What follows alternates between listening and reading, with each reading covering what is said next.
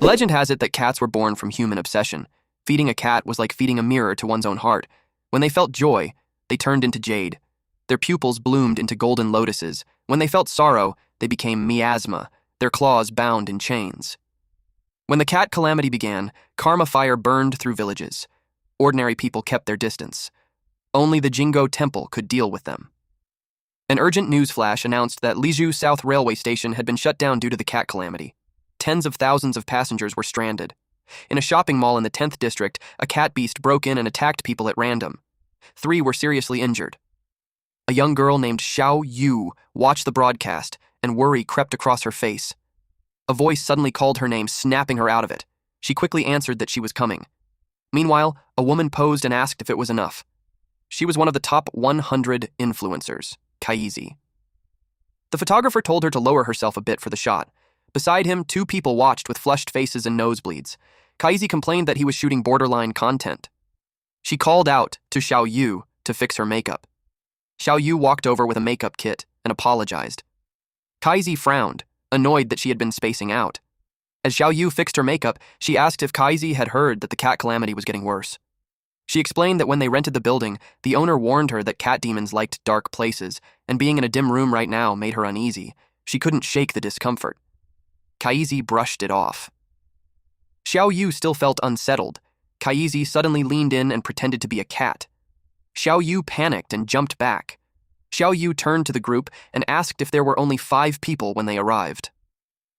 Kaisi confirmed it. She counted them out. The photography teacher, the prop teacher, the lighting teacher, Xiao Yu, and herself. Xiao Yu noticed something behind them. A man stood behind the lighting teacher. She asked if he was Kaisi's friend. Kaisi was surprised. He wasn't part of the group. Yet somehow it felt like he had been there the whole time. They all went pale. The dark figure stepped forward and said he had been waiting for a long time. The crew panicked and started throwing things at him. A camera hit his head, but he didn't react. Blood began to drip down. He repeated that he had been waiting for a long time. Everyone was terrified and backed away. Kaisi asked Xiao Yu for help, but Xiao Yu was frozen in fear. The man stopped just a few steps away from them, and then he asked for Kaisi's autograph. He said he was her fan. Kaisi and Xiao Yu froze, completely confused. He held out his backpack, asking her to sign it. The crew snapped and started beating him up. They felt like they had been played. One of them yelled at him to pay for the broken camera. Kaisi stopped them and reminded them about the homicide case in the area. There was no need to add another body. With one final shove, they kicked the fan out of the building. Once things settled down, the photographer admitted he had been scared to death. He thought it was a real cat calamity. Kaisi learned that this kind of misunderstanding was common as their live stream grew more popular, but she still warned them that a cat calamity was extremely dangerous. She pointed out that even though the factory was in a busy area, it had been abandoned for a long time. Xiao Yu and the photographer listened in shock. They found it hard to believe something that dangerous could exist in such a prosperous part of the city. Kaisi went on to warn them that if they ever truly encountered a cat calamity, they must notify the Lugo Temple immediately. She kept talking until she noticed the crew pointing behind her. She froze. A cat monster stood right behind her. Its massive claws slowly reached toward her. The crew screamed and ran. She shouted for them to notify the Jongo Temple immediately. An urgent alert echoed across the temple. A severe cat calamity had been reported at an abandoned factory in the Liju 10th district. The threat level was estimated at 5. Citizens were told to evacuate at once. At the Great Tang Jengo Temple, Little Minister Duanqing frowned. These high-level incidents were happening far too often. Beside her stood a blonde woman with round glasses, Temple Supervisor Dai Dai. She asked what they should do since all special-grade cat masters were currently away in the capital district. Duanqing asked if there were any capable experts left. Dai Dai replied that a quasi-senior cat master had recently arrived. She only had a level 4 cat, but she had a record of defeating a level 5 cat calamity. The little minister smirked as she realized who it was. She decided to assign the mission to this quasi-senior cat master, and if she succeeded, her request for early promotion would be approved. Elsewhere, the chosen cat master stood ready. She was a striking woman with long, flowing red hair and sharp purple eyes. From a decorative orb, a small cat with piercing blue eyes appeared. It was a royal cat named Kan Sheng. She used cat technique ink play to descend. She landed on top of a building. The pilot of a helicopter noticed her. Sheng scolded the woman, Goikan, for being too reckless. But Guikan was just excited about the promise of a promotion. They continued moving across the rooftops. The pair finally landed on the edge of a rooftop. Guikan asked if they had reached the right place. Sheng confirmed and warned her to be careful. The opponent's strength was on par with his own. They stood above an old building called the Manhwa workshop. Guikan brushed it off. She said no one was stronger than him and asked about the situation. Sheng told her to look below. Guikan followed his gaze. Below them stood a massive, muscular creature covered in leopard-like spots. It was their target. She focused on it. It looked completely feral.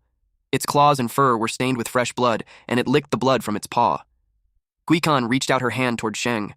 The small cat placed his paw in her palm, letting out a soft meow as they prepared to move. Black ink flowed and wrapped around her hand. She looked down at the small figure of the beast in the courtyard below. Then they jumped. The beast noticed them. As she fell, Guikan formed a dark spear made of ink. The beast looked up at the last second. Before it could react, Guikan swung the spear with full force. Caught off guard, the beast was slashed across its upper body.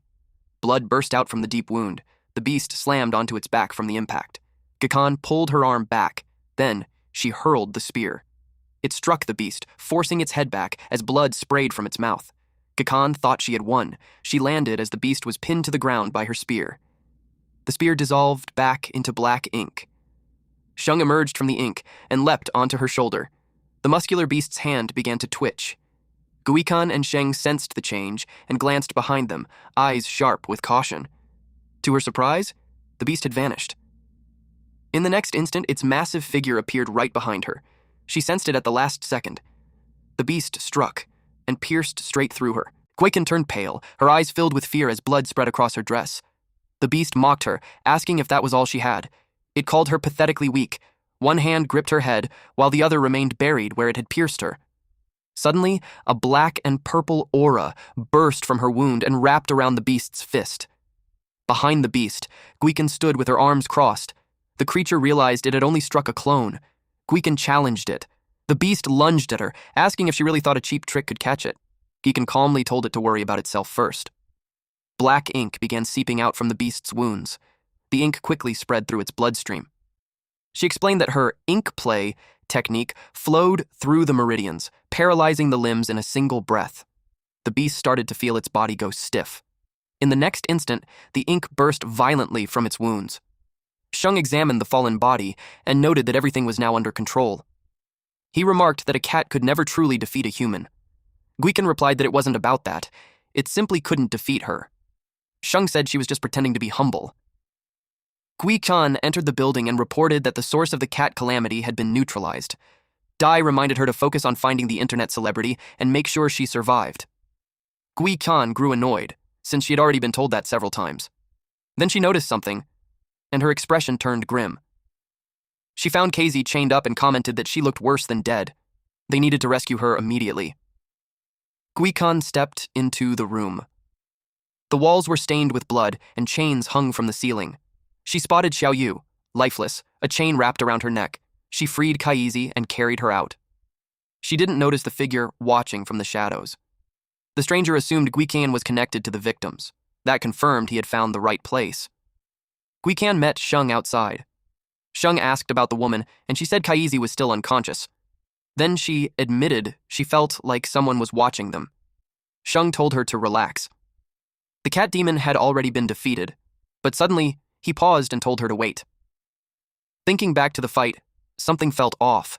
It had been too easy. Sheng went back inside to investigate. Guikan watched him leave. Then suddenly a hand covered her mouth from behind. It was Kaisi. A burst of red energy flared around them. Kaisi gestured for her to stay quiet.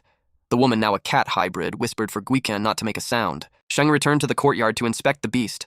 It lay completely still. He leaned closer and sniffed the corpse. Something felt wrong. It smelled like it had been dead for a long time. He studied the body. The skin and flesh didn't look like it had just died. A realization formed in his mind. Suddenly, the beast's hand shot up in a flash. Sheng was caught and crushed in its grip. The beast, which should have been dead, slowly sat up. It told Sheng that although he was clever for figuring it out, there would be no reward. It moved to finish him. But Sheng dissolved into black ink. The beast laughed loudly, but then paused in confusion. In the next moment, dark purple ink vines coiled tightly around its arm. Panic flashed across the beast's face. The ink spread rapidly across its body, binding its torso completely. It groaned as the ink consumed it. Sheng reappeared and realized the truth. It was only a puppet. He transformed his arm into a scythe, ready to slice it into pieces and see if it could still revive after that. Suddenly, a voice told him to calm down. He froze in surprise. Kaisi stood there, now a cat-like woman, holding Guican hostage with one hand wrapped around her neck. Sheng bared his teeth and demanded she let Guican go. Dark ink energy surged forward and shot toward Kaisi. With a casual swing of her arm, Kaisi released sharp wind strikes that deflected the attack. The impact blasted Sheng backward. He slammed onto the ground with a heavy thud. Guican called out to him, worried. Kaisi smirked when she saw that concern, for such a small cat. She flung Guican toward Sheng. Guican was hurled into a brick wall with crushing force. She hit hard and dropped to the ground, reaching out weakly to Sheng. Kaisi looked down at them and sneered. For a high-level Imperial cat user, she was nothing special after all. Guican looked up at the woman with a tired expression. Kaisi coldly said she wasn't even as good as a stray cat. Kaisi summoned Hu Tai and ordered him to get up. Hu Tai rose once more, and Kaisi left the rest to him. He charged at them while Guican simply accepted their fate. He slashed at them with his claws, but suddenly, green ribbons of energy wrapped around Tai's fingers. The massive beast froze in shock, and Guican was left confused. Guican and Sheng stared in disbelief. The beast looked up and spotted a floating device. It roared in anger, insulted that someone dared restrain it with such a trash device. With brute force, it broke free. It raged at how they tried to contain its power inside such an inferior cat cage. Then its eyes widened. More devices were descending from the sky. In the next moment, bright ribbons of energy shot out and wrapped around him again. Guican asked Sheng if they had backup. The small cat said nothing.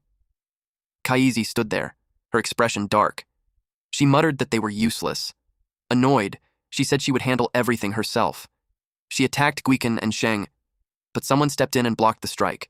It was a young man with blonde bangs. Guican recognized him as her senior.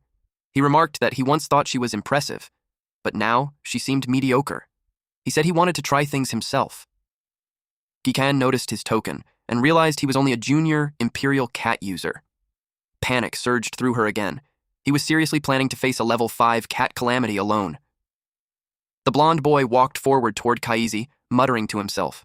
He complained about how disappointing it was when streamers acted nothing like their online personas, not even willing to give an autograph in person, and now trying to send him to his grave. Guican shouted at him to stop, warning that the Catwoman was far beyond him, and that he would die if he kept going. The blonde boy paused. He glanced back over his shoulder, smiled, and calmly said, "That wouldn't happen."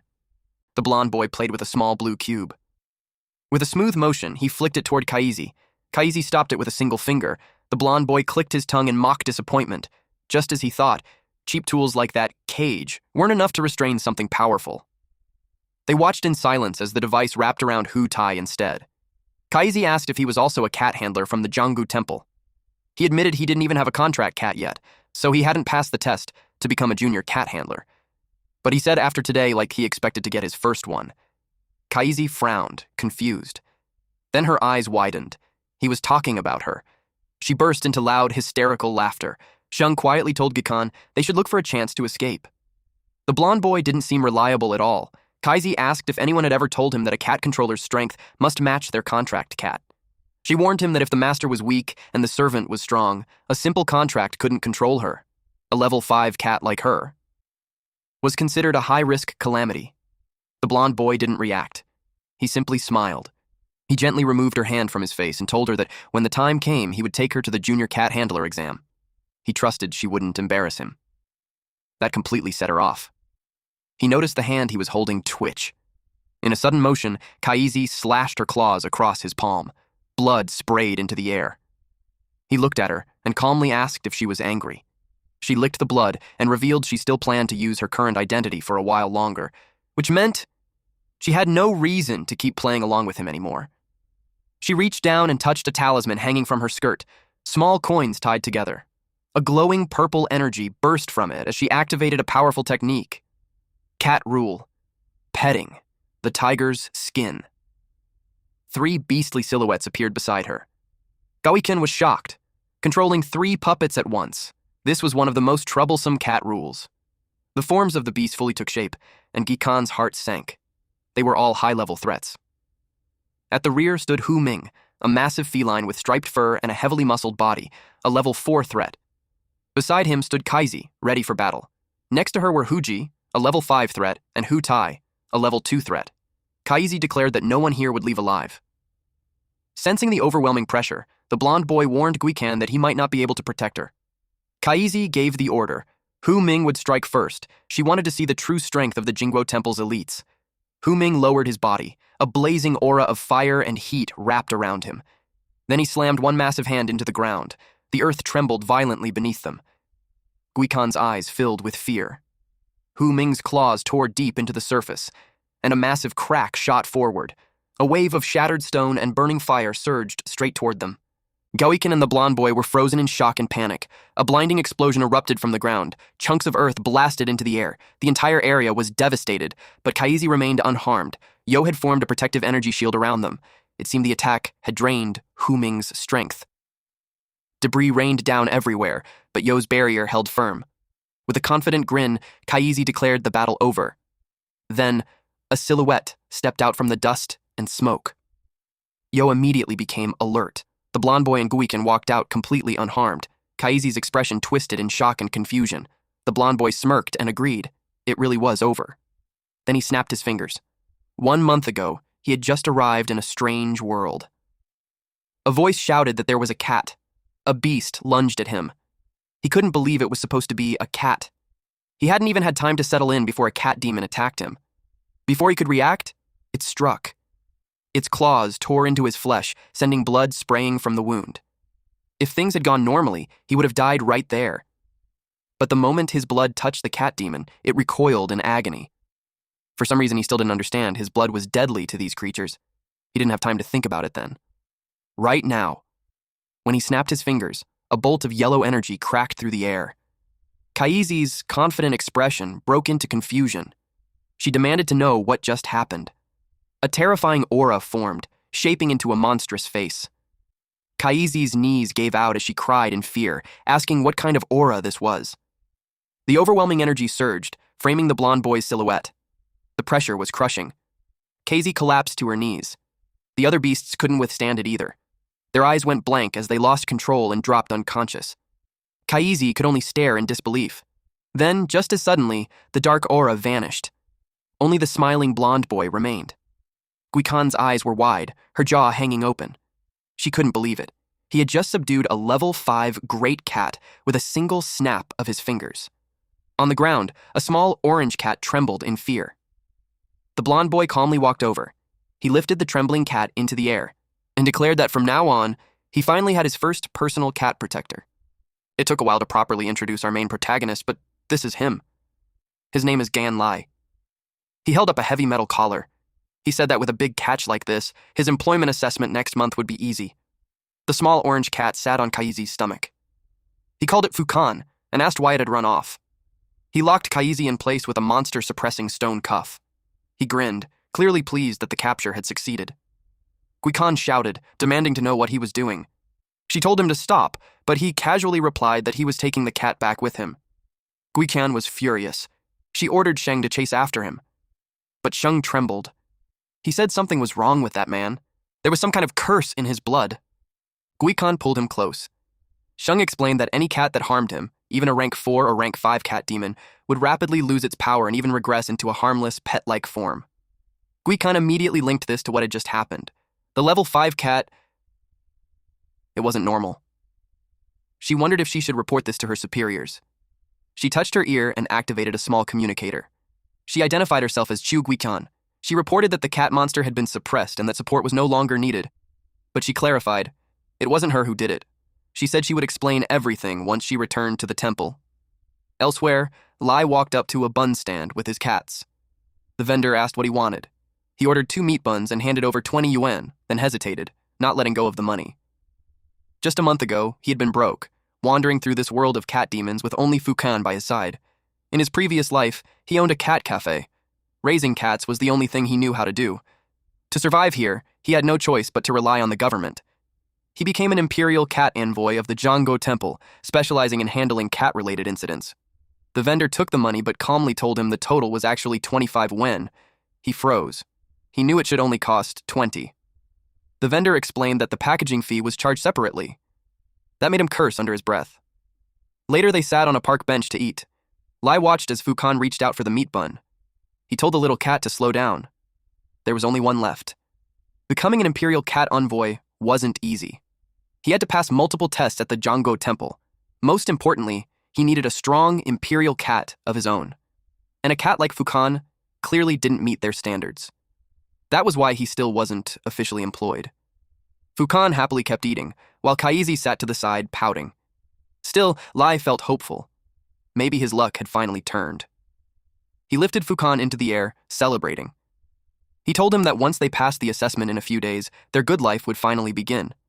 Fukan simply replied with a soft meow. Lie sighed and noted that his pet really wasn't as smart as the local cat demons. Then his gaze shifted to Kaisi. He told her to behave from now on. She stayed silent. He shrugged and said it didn't matter. If needed, turning in a cold, famous streamer like her for a bounty would still be worth it. Kaisi trembled. Tears filled her eyes as she begged him not to take her to the Jango Temple. She said she was willing to negotiate anything, but he stood firm. Even as an auxiliary member, he had principles. He couldn't allow a cat demon like her to keep causing harm. Desperate, she offered him money. His face instantly flushed red as he started to reconsider. Our broke MC was about to take advantage of every single bit of this situation. Moments later, Kaisi stood in front of an ATM. Her eyes widened. The screen flashed. Her account had been frozen. She immediately suspected that the ugly woman had exposed her to the Jingguo Temple. If she was taken there, it would all be over. After a moment of silence, she made her decision. For now, it was better to stay with the blonde man. In the Lijiu region, cat-related disasters had become more frequent. Fear spread among the people. As a result, the status of imperial cat handlers kept rising. They became highly valued by the government, and the strongest among them were treated with great respect. Kaisi watched the blonde boy casually picking his nose and wondered, was he really this dumb, or was he just pretending? He suddenly leaned over her and demanded the money. She squeaked in fear. Stuttering, she explained that her account had been frozen. He sighed and said it wasn't a big deal. Then he grabbed her by the tail and dragged her along, casually stating that a level 5 cat demon like her could be worth at least 500,000 yuan. She panicked and reminded him that he was supposed to be her fan. He waved it off, telling her to complain to his empty wallet instead. Then he mentioned there was another option. Kaisi shivered. That harmless smile of his suddenly felt very dangerous. He brought up the bounty on her head again. Her wanted poster was worth a lot. But compared to that, forming a contract with her and becoming a proper imperial cat handler was far more tempting.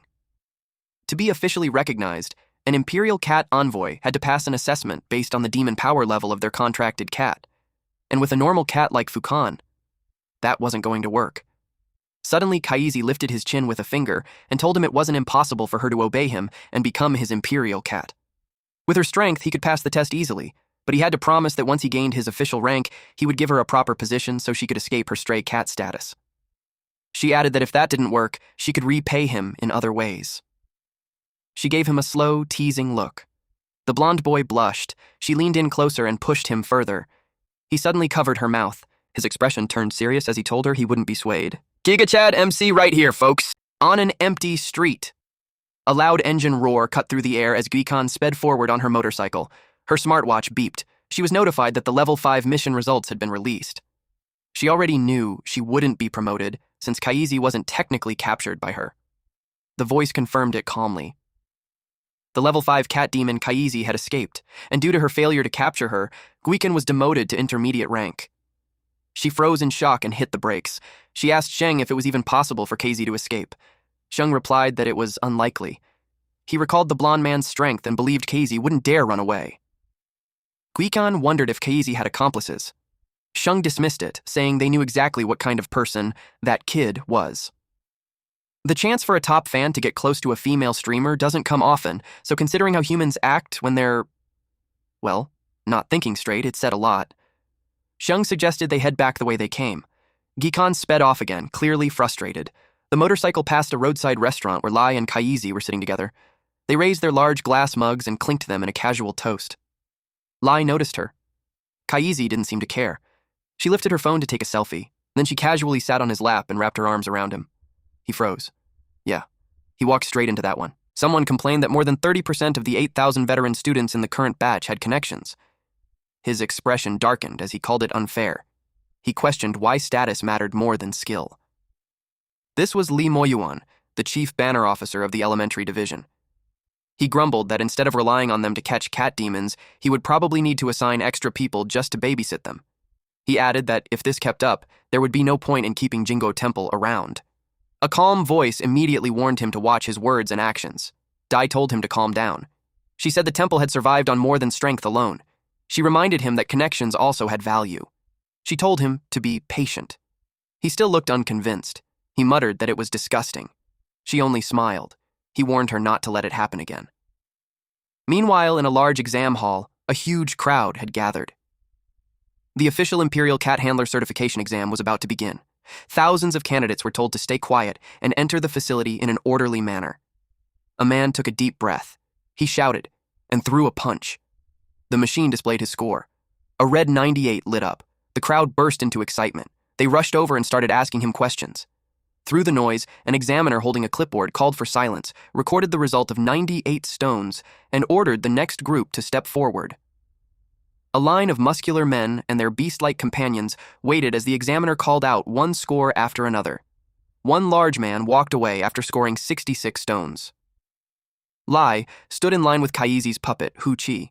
It was finally our MC's turn. He handed his admission ticket to the examiner. The examiner looked at the cat demon's thin frame and doubted his strength, wondering if the boy had just grabbed some random kitten for the test. Suddenly, someone shoved him aside. A group led by Finn cut in line. One of them told him to get lost. Lai protested. He looked at the crowd, but the others only looked away or whistled, pretending not to notice his call for fairness. The examiner sighed and told him to settle down. He promised to test him next. Then he immediately called for the next group, Ashina Finn. Finn muttered, "Trash." Finn stepped forward with his cat. He took a steady breath. Suddenly, flames burst around him. Finn dropped into a low stance as the fire spun around him in a fierce circle. His fist, wrapped in flames, slammed into the machine. The crowd froze in shock. They couldn't believe that kind of power was even possible. The machine displayed the result. A score of 198 appeared. Finn's group erupted in cheers. One man shouted that the score was just below the intermediate division level, while another praised Finn as a rare genius. Finn walked away with confidence. He challenged our MC to prove how capable his useless cat really was. Lai didn't understand why Finn was acting so arrogant. As the cheers continued, Lai's confidence began to shake. He nervously tapped his earpiece, trying to get reassurance from Kaisi on the other end. He worried about making a fool of himself. He wanted her to take the test instead, but that could expose them instantly. From a luxurious lounge, Kaisi relaxed on a sofa, surrounded by all kinds of cakes and desserts. She told him to calm down. She admitted that while Huji was a bit weak, she was still more than enough for an elementary-level exam. She knew that if she stepped in herself, things would get messy. Then she casually went back to eating. Lai sighed and hoped Huji would come through. He asked her to lend him her power. He stepped forward, but his foot hit a puddle and he slipped. He slammed face first into the machine. The machine began flashing. It kept running. The spectators watched in complete disbelief. In the distance, a man calmly sipped his tea while a maid stood beside him. Even they were surprised. Finn's eyes widened. Lai held his cheek. He apologized and asked for a retest, but no one answered him. Instead, the examiner's jaw dropped. He wondered if the boy was actually an intermediate Imperial cat handler. The machine displayed the result. It showed 386. Our MC was stunned that his accident had somehow worked. The testing machine confirmed it and announced the score. The crowd exploded in shock and praise. They started whispering, trying to guess his background. Finn stood there in disbelief. Moments later, Finn introduced himself. He said he was from the Lu clan, one of the 6 great clans of Jingzhou. His full name was Ashina Finn. He asked for Lai's name. Finn told him to stop pretending. He assumed the boy had a powerful imperial cat, something only big families could afford. He was about to reveal his own cat, but Lai asked him what nonsense he was talking about. That only made Finn angrier. He accused the boy of being arrogant. He reminded him that in half a year there would be an assessment for promotion to junior imperial cat handler, and he wanted to see how long the boy could keep hiding his real power. Finn told him to take care of himself and promised he wouldn't go easy on him if they met in the arena in 6 months. At this point, our boy was left completely confused. At a boxing ring, an examiner stood on a raised platform and announced the start of the second exam. He explained the rules. He said controlling cat demons was essential, and any method was allowed. To pass, a candidate had to maintain control over a cat demon for more than 30 seconds. He listed a series of tools, including demon-suppressing stone cuffs, a silk ball cage, and a demon-suppressing stone circle. The final tool was the ruthless iron hand. Lastly, the examiner introduced Xiaoyu, the imperial cat who would assist in the test. The examiner told everyone not to worry since she was a civil servant under Jingo Temple. Xiaoyu smiled and playfully asked the candidates to be gentle with her. A brown-haired candidate quickly stepped forward and declared that he would go first. He raised a cube and proudly announced it was his family treasure, the silk cage. He claimed it had helped the Li family capture dozens of cat demons and said he wanted to see if Xiaoyu could handle its power. With a confident shout, he activated the silk cage. 100 talismans. Xiaoyu saw it coming. Energy wrapped around her, and she admitted the technique was somewhat interesting. But in the next moment, she broke free, and the energy shattered. It wasn't that the tool was weak. His power just wasn't enough. The candidate stood there in shock. The examiner raised a sign and checked the time. He announced the result. Since it only lasted 2 seconds, it was a failure. The candidate angrily threw his family treasure to the ground. Xiaoyu smiled and told him to try again next year before calling the next candidate. Another man stepped forward and stated that an imperial cat from Jingo Temple was clearly no ordinary opponent. Finn stepped forward with confidence. He showed his device and said his cage was stronger. He unleashed his technique, 3,000 command spells. Energy shot out and wrapped around Xiaoyu. It forced her into a cat form. Then the cage snapped shut and trapped her. It shook 3 times, then with a soft poof, the cat Pokemon was caught. The onlookers stared in amazement at what just happened. Xiaoyu struggled inside the capsule trying to break free. Then Finn stepped in and pressed the device, releasing her. Xiaoyu's body finally broke free. She turned back into a human and complained that it hurt. The examiner announced the time, 3 seconds. That meant Finn passed. The crowd cheered as Finn stepped down. Suddenly, in the other ring, someone announced that Gan Lie had subdued the cat in just 2 seconds. The crowd went silent. Of course, Finn was shocked to hear that. In the arena, Gan Lie squished Yo's cheeks, clearly proud of himself. Meanwhile, a young cat-like woman named Little Boo lay defeated. A woman in a black suit rushed to her side and asked if she was okay. She just sobbed loudly. She looked terrified as she questioned her decision to risk her life for a job where she only eats and waits to die. Finn moved closer. He was shocked. He wondered how it happened. A third-rank cat shouldn't be able to do that. Unless the boy bribed the entire staff. The examiner told everyone to wait as they called for a rotation examiner. Finn now understood the outrageous scores, and no one even dared to complain. He suspected the boy had a powerful background. After 4 intense rounds of examination, the assessment finally ended. It was already nighttime when the candidates were told to gather in the main hall. The top 10 candidates were called to the stage to receive their rewards. Excitement spread through the hall as the chief flag officer made his appearance. An aide in a green robe bowed and introduced the top 5 candidates to the chief. He highlighted one student in particular, Finn, as a rare and exceptional talent. The candidate stood in a line and gave a formal greeting. He looked directly at the blonde-haired boy, Finn, and congratulated him for entering the Jingo Temple with such excellent results.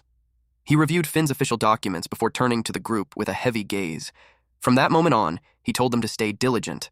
The country must be protected, and peace must be brought to the people. Finn was surprised by the sudden shift in tone. With a stern expression, Chief Li Moyuan said they must remember their original intentions and never forget their mission. He stood before the recruits and gave a final warning. Never collude with evildoers or join corrupt ranks. He tapped Lai's shoulder and asked if he understood. Lai looked completely confused. He pointed at himself with a shaky finger, wondering why the chief was speaking directly to him. In the background, a blonde woman asked Finn where the boy had come from. The aide in green quickly barked at the boy to snap out of it and answer the chief. Startled, he shouted his thanks to the Jinguo Temple for their training and loudly promised to become a pioneer who would serve the country faithfully. The chief noted that the newcomer had a lot of spirit and admitted that he had performed well during the assessment. The aide credited their success to the chief's wise leadership, and just like that, they left the room. The candidates stood in tense silence for a few seconds. Then, the others quickly crowded around Lai. One boy threw an arm over his shoulder and demanded to know his background, while another shouted in disbelief that he had actually won the assessment. They treated him like a celebrity, all eager to be linked to the new champion. Finn, the blonde woman, a rich-looking brown-haired man, and a purple-haired woman gathered nearby. The man asked Finn where the boy came from, and Finn replied that he wasn't one of them. A girl with purple-streaked hair pointed out that he wasn't part of their group. She said he must be a commoner, since Deputy Chief Lee was known to dislike nobles. Finn found it hard to believe that a commoner with no background could achieve something like that. Still, he considered the possibility. With a performance like that on the exam, despite his status, it could only mean one thing. Finn concluded that Lie was a genius. The Imperial Cat Envoy residence stood in the prime area of Lijou. A vast stretch of lush greenery and elegant estates sat beneath towering skyscrapers. Most of the residents were elites. An attendant guided Lie to a house. The house was modern and elegant. It had a gate and a garden. The attendant said it was assigned to him. Lie was surprised. The attendant explained that this was only standard housing for the elementary division. He encouraged Lie to work hard and aim for the intermediate division if he found it lacking. But Lie couldn't even process that kind of luxury. The attendant placed the keys in his hands and told him to endure it for now. Lie just stood there, confused about why he would ever be unsatisfied. Lie opened the door and gasped. It was incredible. Kaisi and Fukan followed behind him, his eyes lit up at the luxury. He stepped into the living room and stared at the high ceilings and bright lights. He walked out onto the balcony and leaned over the railing. As he explored the place, he kept shouting in excitement. He found a quiet corner in the backyard and sat on the steps. He held Fukan in his arms while Kaisi watched from the doorway.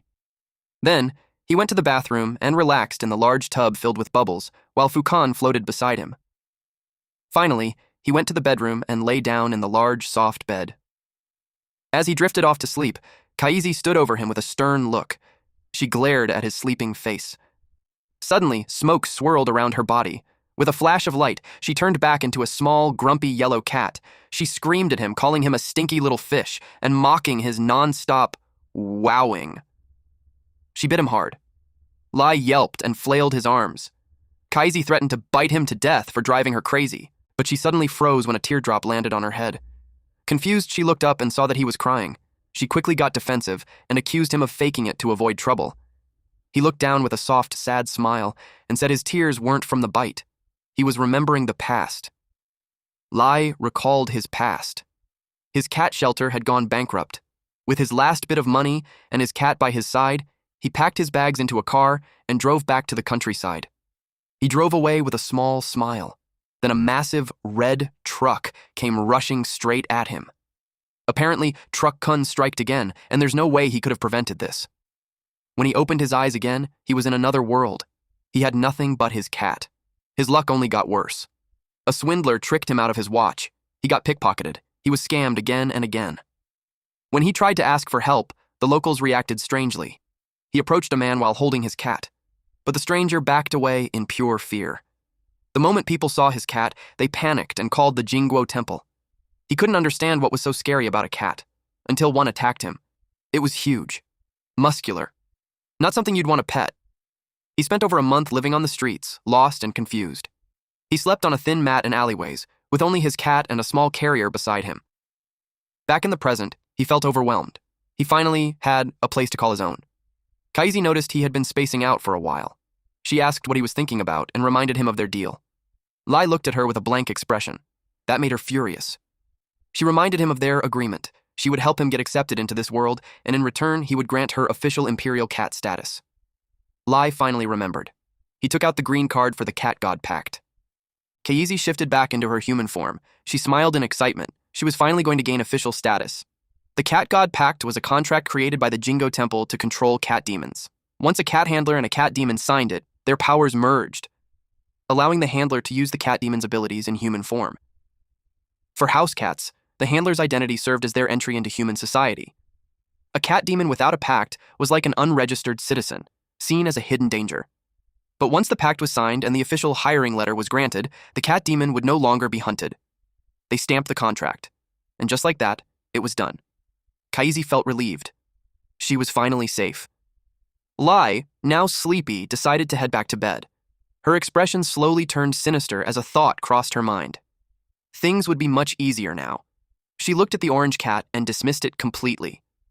Since the guy had no other cat demons, she believed her strength alone would be enough to control him and make him obey her every command. Soon, he would be nothing more than her puppet. Suddenly, Lie remembered something important. He reached into his bag and sighed, saying he only had one hiring letter, so his other cats wouldn't get one. Kaisi froze. Other cats? Lie casually called out their names: Yuanbao, Cola, Tang Yuan, and Walnut. In an instant, 4 different cats jumped out of his bag. Kaisi screamed in shock, demanding to know how he could possibly have more cats. Lie just laughed awkwardly and scratched his head. He forgot to mention that aside from Fukan, his other cats were a bit special. Meanwhile, Fukan stayed completely calm, not bothered at all. Tang Yuan wore a festive lion dance hat. Walnut had a red scarf with little bells. Yuan Bao was white with a pink ribbon on its tail, sleek and clean. And Cola was a large, scarred tabby. Kaisi began to tremble. She quickly insisted that she never planned to break up their family. She could feel the overwhelming pressure coming from them. She immediately changed her tone and said she wanted to join the family instead. At that moment, she realized her plan would have to wait. The next day, a welcome party was held for the newly promoted cat controllers of the elementary department. A woman with dark brown hair and oval glasses told them that even though they had passed their assessments, they shouldn't let their guard down. She explained that while their individual strength was limited, the elementary department was the most important branch. They handled over 90% of the Jingo Temple's tasks every year. This woman was Chung Yichuan, an elementary model. At one of the tables, a few young men gathered around a grill sharing a meal. They felt a wave of anxiety as they talked about the heavy workload ahead. One recruit wondered how they would find time for so many tasks. Another mentioned a rumor that some members were demoted back to auxiliary status if they failed to meet their quotas. Yichuan noticed their expressions and laughed, telling them there was no need to be so nervous. She raised her glass and announced that the banquet was meant to celebrate their promotion to official cat handlers. The tension in the room faded, replaced by excitement. The recruits cheered and clinked their glasses. Meanwhile, one table didn't share the festive mood. In fact, someone there looked clearly annoyed by the noise. It was the same group that had been with Finn earlier. A blonde woman in a white dress took a sip of her drink and complained that the food was too ordinary, nothing compared to her personal chef's cooking. Her companions agreed, staring at their plates with disappointment. Finn said it couldn't be helped. This was just a regular restaurant, and reaching that level was already impressive. Meanwhile, Lai sat beside them, eating with full enthusiasm. If they had ever starved on the streets, they'd appreciate the food a lot more. That one comment set everyone off. The blonde woman snapped. She stood up and yelled at him to spit out the food, reminding him that she was the one who paid for the extra meal. Her friends stared in shock or tried to calm her down as the peaceful dinner turned chaotic. Lai just laughed awkwardly. He said they should keep things separate and refused to thank her for the food itself. But then he added, half joking, that for the next 2 hours, she was basically like a parent to him, since she gave him a second life through that meal. The woman questioned why Finn had brought Lai. The man beside her agreed. Sharing a meal was one thing, but he didn't understand why Finn invited him to the evening matter as well. Finn said it wouldn't be a problem. Lai then asked what this evening matter actually was. With a flushed face, Lai immediately jumped to conclusions. He imagined some kind of rich nightlife entertainment. In his mind, a pink-haired woman in a revealing outfit raised a glass of alcohol. The group immediately yelled at him to stop his wild imagination. Finn told him to stop overthinking. He reminded Lai about the Jingo Elementary Division's monthly mission assessment standard. If they failed to complete it, they would be demoted back to auxiliary status. Finn continued, explaining that although there were many catlings, they were still limited. Anyone who failed to meet the mission quota would eventually be cut. Gan Lie, clearly uninterested, kept stuffing his face with meat and simply asked, "So?" Finn told them that if they wanted to stay in the elementary division, or move up to intermediate, they had to be smart about it. Lie asked if that meant pulling strings. Their companions immediately reacted with embarrassment and irritation. Finn corrected him, saying they were simply using family connections to get early information on catling infestations before the Jingo Temple officially announced them. Lie nodded and summed it up as taking initiative. He then asked if that was what they planned to do tonight. Finn revealed that they had paid a high price to invite a master from the temple to assist them. That night, she would suppress a level 3 catling infestation, and they would just happen to be there. That way, they could earn merit as well. One of the companions pulled Finn aside. He asked why Lai was included, worried that Lai might steal the credit. They glanced over at Lai, who looked harmless and clueless, still busy eating. The man whispered that even if he personally didn't mind a temporary addition, Zhou Yan and the others would definitely object. As if proving his point, the blonde woman continued scolding Lie while others tried to calm her down. Finn let out a quiet sigh. He thought they were all fools. He didn't bother explaining that while they entered through connections, the easygoing guy sitting with them had actually crushed the exam and taken first place. He had even noticed that their senior, Yichuan, had been subtly watching Lie. It was obvious the higher-ups in the temple had already taken note of him. Finn raised his voice and told everyone to stop arguing.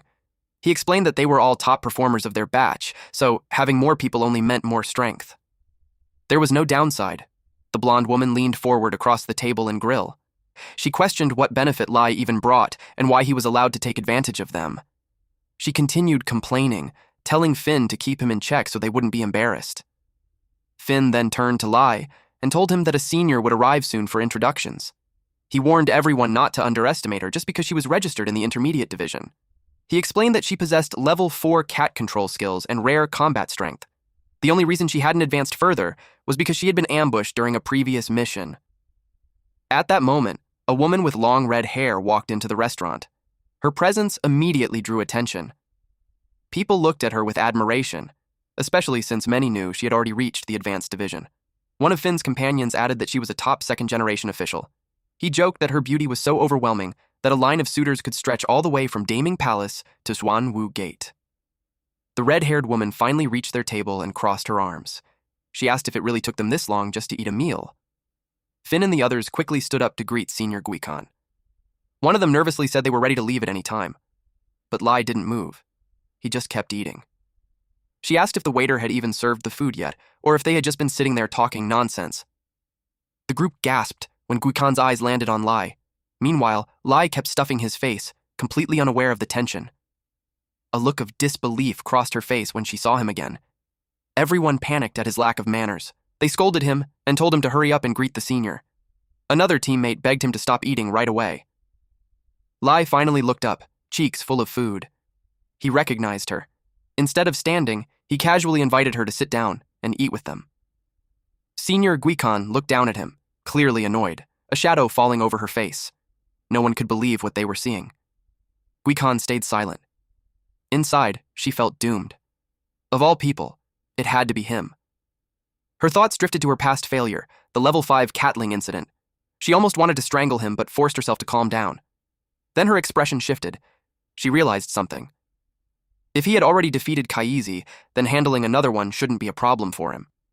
She decided it would be smarter to build a good relationship first. Her promotion and her return to the advanced division might depend entirely on him. With a forced smile, she said she was a bit hungry, trying to ease the tension.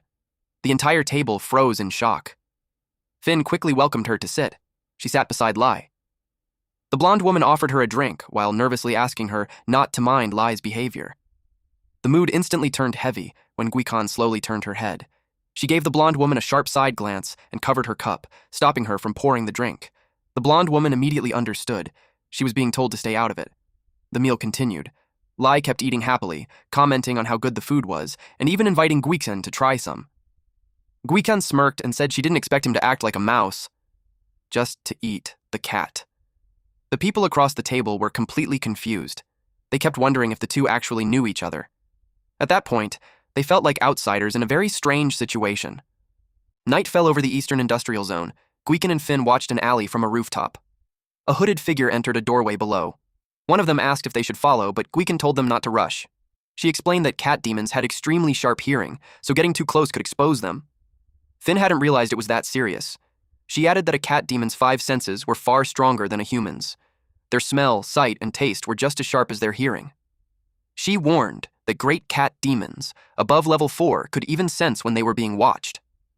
Guikan noticed Finn spacing out and asked what was wrong. He admitted he was worried about the rookies. In her mind, she pictured them captured and tied up, being dragged away by a sinister, smiling version of Lie. Even so, she told Finn not to worry. With their strength, they should be able to handle a cat menace like this. At the same time, on the other side, Lie was shoved by a teammate who called him a freeloader. The teammate showed clear disdain and told him to stop following them. The others agreed. Lie called them crazy and said he only joined because Finn invited him. Mentioning Finn immediately set off the blonde woman. She crossed her arms and questioned Lie's abilities. She wondered what lies he told Finn to gain his trust. Lie sighed and looked away, already regretting teaming up with people like them. Suddenly, Guikan appeared. She asked about the situation. The blonde woman said everything was normal, but there was a small issue with Lie. She pretended to be concerned and explained that Lie felt unwell and wanted to withdraw from the mission for now. Lie exaggerated his act, pretending to be sick. Finn watched with disbelief. Guikan stared at him with suspicion. She immediately came to a conclusion. She assumed he thought the mission was too easy and was trying to hide his strength again. She silently cursed, thinking it was the same trick as before. In her mind, Lie was once again pretending to be a mouse to eat the cat. She believed his plan was to act weak and sick until everyone was in danger, then step in and shock them all. That thought annoyed her even more. Meanwhile, Lie looked back at her with wide, innocent eyes. He had no idea what was going on. Guikan firmly declared that backing out at the last minute was unacceptable. She warned everyone not to even think about it. She pointed at the group and ordered them to follow Lie's commands. The blonde woman's jaw dropped in shock.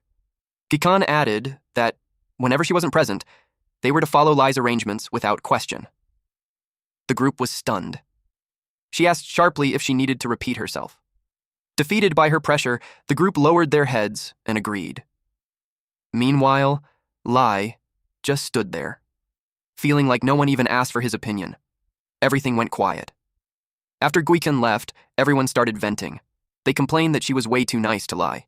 They made it clear that even if he was the captain, they had no intention of following him. Lie scratched his head and simply turned away. They felt relieved to finally get rid of him. The blonde woman smirked, convinced that his true colors would show once he ran into trouble alone. The three of them turned their backs and ran deeper into the narrow city streets. They sprinted across the cracked pavement of an alley when the man suddenly noticed something. He told the two women to stop. They halted and looked back at him, confused. He quickly hushed them. They pressed against the wall, hiding. The man whispered that they had found their target. The blonde woman felt bold. With their senior nearby, she thought taking a little risk was fine. At an industrial trading site in the distance, a shady deal was happening under the cover of night. A group of hooded figures stood in chains, their hands bound as they waited in silence. A stout man with a nervous grin lit a cigarette for another man. He called him Brother Chen and presented the batch of goods. Brother Chen, wearing a dark coat and gold-rimmed glasses, took a slow drag while inspecting them. He decided they were acceptable. The hooded figures were revealed to be cat demons. The stout man rubbed his hands nervously and asked for his payment. Brother Chen calmly said the money would be transferred once the goods were taken away. Meanwhile, Finn's teammates peeked through a window and were shocked by what they saw. They realized these were illegal cat hunters, trafficking cat demons. Suddenly, a large shadow loomed over them. A voice asked why they were in such a hurry. The intruder looked down at them and called them a bunch of stinky rats. He swung a heavy bat down with full force. Fear took over instantly. The man in the group rushed forward to shield the blonde woman. A loud thump echoed from the building. Lie casually picked his nose and wondered what that sound was. He pulled out his phone to check the time. It was 23:30. He muttered about how late it was, then wondered if someone was seriously playing baseball at this hour, inside an old building in the Eastern Industrial Zone. The woman was struck hard across the torso by the bat. She coughed up blood from the impact. Then she collapsed to the ground, her body shaking in pain. The attacker stood over them. The brown-haired man and the purple-haired girl were down, bleeding on the cold stone floor. He bent down and grabbed the silk ball cage from the blonde woman's belt. She yelled at him to take his filthy hands off her. She called him low class and told him to stay away. That only made him angrier. With a dark look on his face, the cat demon raised his bat. He was about to bring it down on her. Outside the dark building, someone casually asked if upper-class people were more durable. A van waited nearby as something was being loaded into it. The attacker climbed into a white van parked outside the industrial site. Brother Chen acknowledged his effort. The attacker replied that it was an honor to work for him. Chen said he could rest once the job was done. Inside the van, the three captives sat tied up in the back. Chen looked at them with cold indifference. The blonde woman shouted that her father was the prefect of the capital and her brother was a military governor of Liju. She swore that once she got out alive, they would all pay for this. The two men exchanged a look. One asked Chen how they should handle them. Chen replied that kidnapping alone was already serious, especially with people of that status. Then his expression twisted.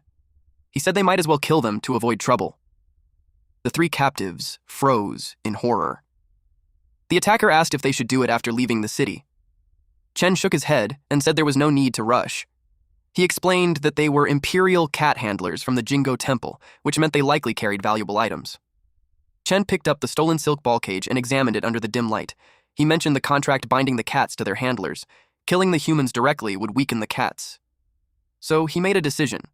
They would take the captives back first, break the contracts, and deal with them afterward. He admitted he hadn't expected such a valuable catch tonight. The other man added that these 3 official imperial cats were worth more than an entire van full of wild cats. Chen cut the conversation short and started the engine. The brown-haired man realized that if they were taken away, it was over. These people were professional cat hunters. The blonde woman, shaken, asked what exactly professional cat hunters were. Low-level cat demons are similar to humans, but because of their species, they aren't protected by imperial law. Even though the Empire has recently passed strict laws banning private cat hunting, the profits from exploiting cat demons are massive. The trade has been banned many times, yet it continues to thrive. At the center of it all are professional illegal cat hunters. In other words, the men in this van were hardened criminals. Countless humans and cats die at their hands every year. The captives felt pure fear and despair. Out of nowhere, someone knocked on the van window and asked if anyone was inside. The brown-haired man immediately shouted for help, but a green-haired hunter clamped a hand over his mouth and pulled out a handgun. He shook his head, warning them to stay quiet. The blonde woman watched in horror as her companion was pinned down at gunpoint. Chen, sitting in the front, grabbed his own gun. He lowered the window slightly and asked the person outside what he wanted. The voice outside said a few of his friends were missing and asked if they had seen them. Without hesitation, Chen lied. He said he hadn't seen anyone and that they were asking the wrong person. But Lie peeked through the small opening and told him not to leave just yet. The man in the passenger seat grew uneasy. The brown-haired man realized it was Lie, but instead of relief, he felt frustrated. Why did he come alone instead of calling for backup? Chen grew impatient and asked what else he wanted. Lie scratched his head awkwardly and said that if they happened to see his friends later, they should tell them he said hi. The engine roared, and the van began to move. In the side mirror, Lie could be seen walking away. Inside the van, the captive silently hoped he would realize something was wrong. The blonde woman started crying as a gun was pointed at her, while her friend struggled under the hunter's grip. Then suddenly, Lie appeared at the window again, smiling brightly like nothing was wrong. He said he needed one more thing. Chen, annoyed, asked what it was. Lie leaned closer and pointed at the dashboard. He calmly asked for the cat cages. He added that those were expensive, so it would be better if they were returned to his friends. Everyone froze. The green-haired hunter in the back broke into a cold sweat. The stranger's intent was finally clear. Chen's voice dropped as he gave the order. Attack! In one swift motion, a gun was raised and aimed at Lie. A shot rang out. The impact was brutal. Lie's head snapped back as blood sprayed into the air. His body was thrown away from the moving vehicle. Lie was attacked. He dropped onto his back, blood splattering across the ground. Chen was annoyed by the sudden complication. However, his subordinate noticed something strange and pointed outside. They saw that the pool of blood was black. Chen immediately knew something was wrong. He tried to figure out what was going on. The men stepped out of the vehicle and found a large, dark puddle of ink on the ground. Their leader told them to stay alert and watch closely because an ambush was likely. Meanwhile, Guitian and Lie watched from a nearby rooftop. She asked why he was willing to report to her but refused to make a move himself. Lie said nothing. She wondered if he had discovered the ink marks she placed on everyone so she could track their positions. She wasn't surprised that he knew. Her mind filled with questions about Lie's true abilities. Lie looked uneasy. He explained that his hesitation wasn't because he didn't want to act. Deep down, he lacked confidence because she didn't bring Kaisi. Kaisi chose to stay home. She believed no cat could hurt him because of his strange blood. His ability crushed any cat-related threat. But that power only worked against cats. Against human enemies. He felt he had no chance of winning.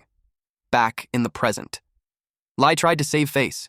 He claimed that as a junior, it was better not to steal the spotlight from Senior Guican during this mission. Senior Chu let out a dismissive huff and turned away, clearly unimpressed by his excuse. She stepped toward the edge of the building. She noted that he at least recognized her as a senior. Then she jumped from the rooftop. She shouted a command to activate Kansheng. Cat rule, and long black whips of ink lashed out around her in midair. One of the men on the ground spotted her and alerted the group, but Guican immediately told him to shut up. They were completely caught off guard by her sudden entrance. One man stuttered and asked if she was some kind of Superman. The blonde woman and her companions cried out in confusion as they struggled to understand what was happening. Gui-kan burned with rage as she faced the group. Her teeth were clenched, and her eyes narrowed with pure fury. One of the hunters barked an order to take her out, and guns were raised at her from all directions. However, she was not deterred by the weapons. She used her new technique, human rule, your old lady destroys everything. And a massive purple-tinged whirlwind erupted from her movement, tearing through the air and the ground around the van. The men were overwhelmed by the sheer force of the storm. They asked what that thing was. The green-haired hunter was blasted away. He shouted that she was no longer human. Gui-kan stood atop a van. Too bad for those men, she was in a foul mood. She told them to start being honest. Nearby, Chen and the man from the passenger seat earlier crouched in the shadows. The man said the woman looked tough to deal with. Chen was annoyed by the interference from people of Jingguo Temple. Chen noticed a green jade tag hanging from her waist. He noted that intermediate cat masters with green tags usually lacked this level of strength. He was confused by the power she showed. He noticed the green-haired man hiding behind the van with his gun ready. So, they stepped out of hiding and told her the situation was just a misunderstanding. They claimed they were good citizens who got nervous in the dark. She didn't believe him. She glanced at the green-haired man and asked if carrying a gun and hurting people in the middle of the night counted as being a good citizen. The green-haired man froze, so Chen yelled at him to hurry up and shoot. He quickly raised his weapon and fired. Gui-kan moved with incredible speed. The gunman shouted that she was too fast to track. She jumped off the van and swung a dark whip-like tether at him. The black cord wrapped around his neck. The man struggled to break free. He was quickly overwhelmed as the dark substance coiled around his entire body. Within seconds, he was sealed inside a towering pillar of black ink. She told them to be honest, but since they lied, she asked if they were deaf. His underling asked Brother Chen why this woman was stronger than the others. Chen explained that ranks in Jingguo Temple were divided by strength. With a crazed look, the man became curious about who was stronger between him and her. Chen told him to go out and find out. He threw off his coat and revealed a large robotic left arm. He gave the order to attack. His companion transformed into a large cat. The cat expected the woman from Jingguo Temple to entertain him a little longer. Gui-kan admitted she didn't expect that, and she acknowledged that the men actually had some skill. Chen told her to stop making things difficult and just let them go. She asked if they really thought they were worthy of her cooperation. Chen dropped the polite act. Since that was the case, there was nothing left to say. He raised a high-tech pistol with his mechanical arm, and the weapon charged with bright blue electricity. Gui-kan was not intimidated by the flashy display. She said that having a gun didn't make him impressive, but to her surprise, the blast curved around and struck her shoulder, tearing through her sleeve and leaving a trail of electric blue sparks. She noticed the flickering blue glow, like crackling electricity. Suddenly, the cat beast declared the use of a cat rule. Thunder blast! Electricity surged through her. She let out a sharp scream as the attack slammed her to the ground. She lost consciousness. Her body lay on the pavement, smoke rising from it, but unexpectedly, the body dissolved into ink. The white cat beast and Chen stood over her fallen form. Chen was annoyed that it was that ink again. The cat remarked that this kind of transformation rule was the hardest to deal with. From around a corner, Gui-kan watched. She wondered if those people were using sorcery warheads. Gui-kan found it strange that they had controlled weapons. She wondered how they ended up in the hands of civilians. Since humans and cat demons formed a partnership, it led to the development of various technologies powered by sorcery. Special weapons infused with sorcery effects were created during this era. High-tech firearms, grenades, and injectors were examples of this fusion. It was noted that with these tools, ordinary humans could use abilities that were once unique to cat demons. Brother Chen found her. He asked if she was willing to let them go now. She shot back that illegally making and using controlled weapons was a serious crime. She realized she should thank them for turning her third-class merit into a second-class merit. Chen warned her not to blame him for being ruthless. She dashed out from behind the pillar, and several shots were fired at her. Chen mocked her, asking if she was trying to run. Anxiety crept in as she dodged the bullets. She wondered why Lie still wasn't moving. She thought he might be slacking off again. At the same time, in the distance, Lie and Finn hid behind the white van. Finn told him to stay quiet so they wouldn't be found. Lie snapped back, telling him to stop nagging because he already knew. The man slid the van door open with a loud click. Finn panicked at the noise. Lie froze when he looked inside. He was left speechless. Finn asked what was wrong and peeked through the gap, but he stopped mid-sentence when he saw what was inside. One captive let out a shaky breath and thanked them. The cat women inside looked well-built. Both men instantly got nosebleeds at the same time.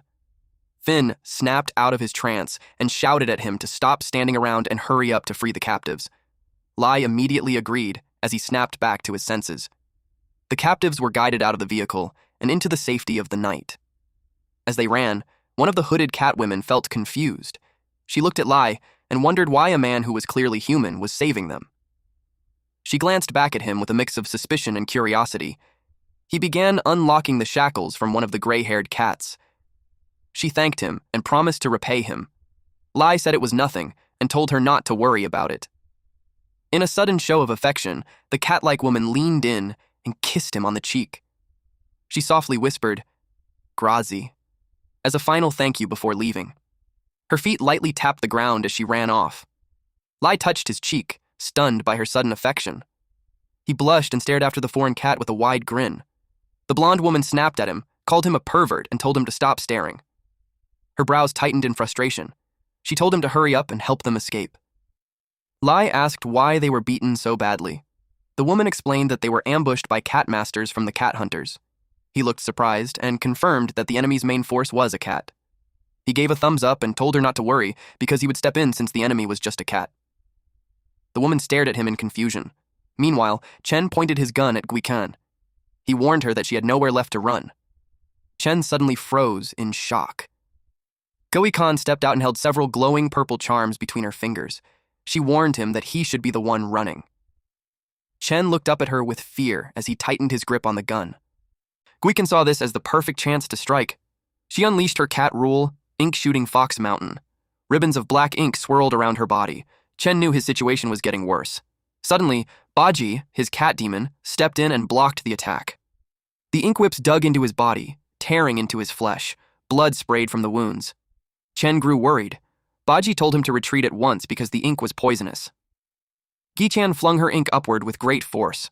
She noted that Chen's bond with his cat demon was quite strong. She decided to test that bond again. Baji warned Chen that something was coming from above. Then sharp spears of black ink rained down toward them. The two barely managed to dodge in time.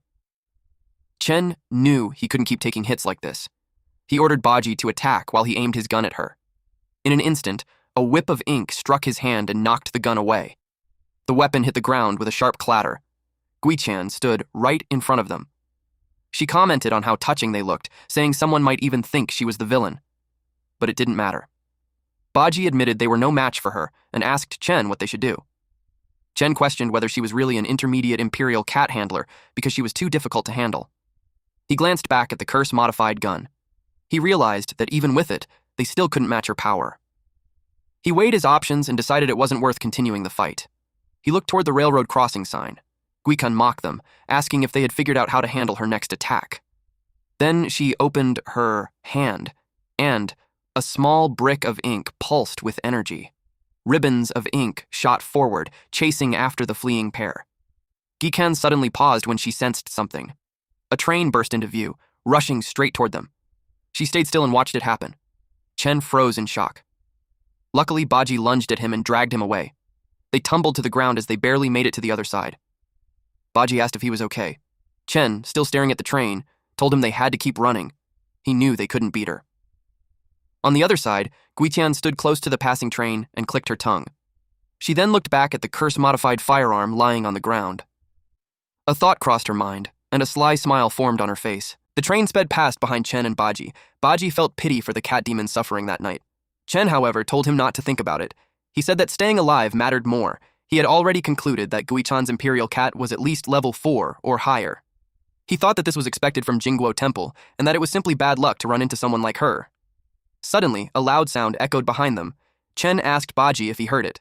Baji replied that it sounded like a gunshot. Chen didn't expect that. In the next instant, a whip of black ink shot through the air and pierced his thigh. Blood burst from the wound. He fell onto his back and screamed in pain as he grabbed his leg with both hands. Baji rushed toward him instantly. Chen shouted for him not to come any closer. He yelled at Baji to leave right now. Baji hesitated. He called out to Brother Chen with a heavy voice.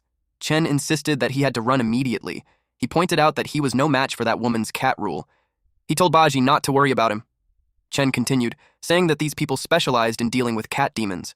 He warned that Baji must never fall into their hands. As the last carriage of the train passed, A heavy silence settled around Chen. Guichan's voice broke through it as she mocked him, asking why he wasn't running anymore. He glared at her.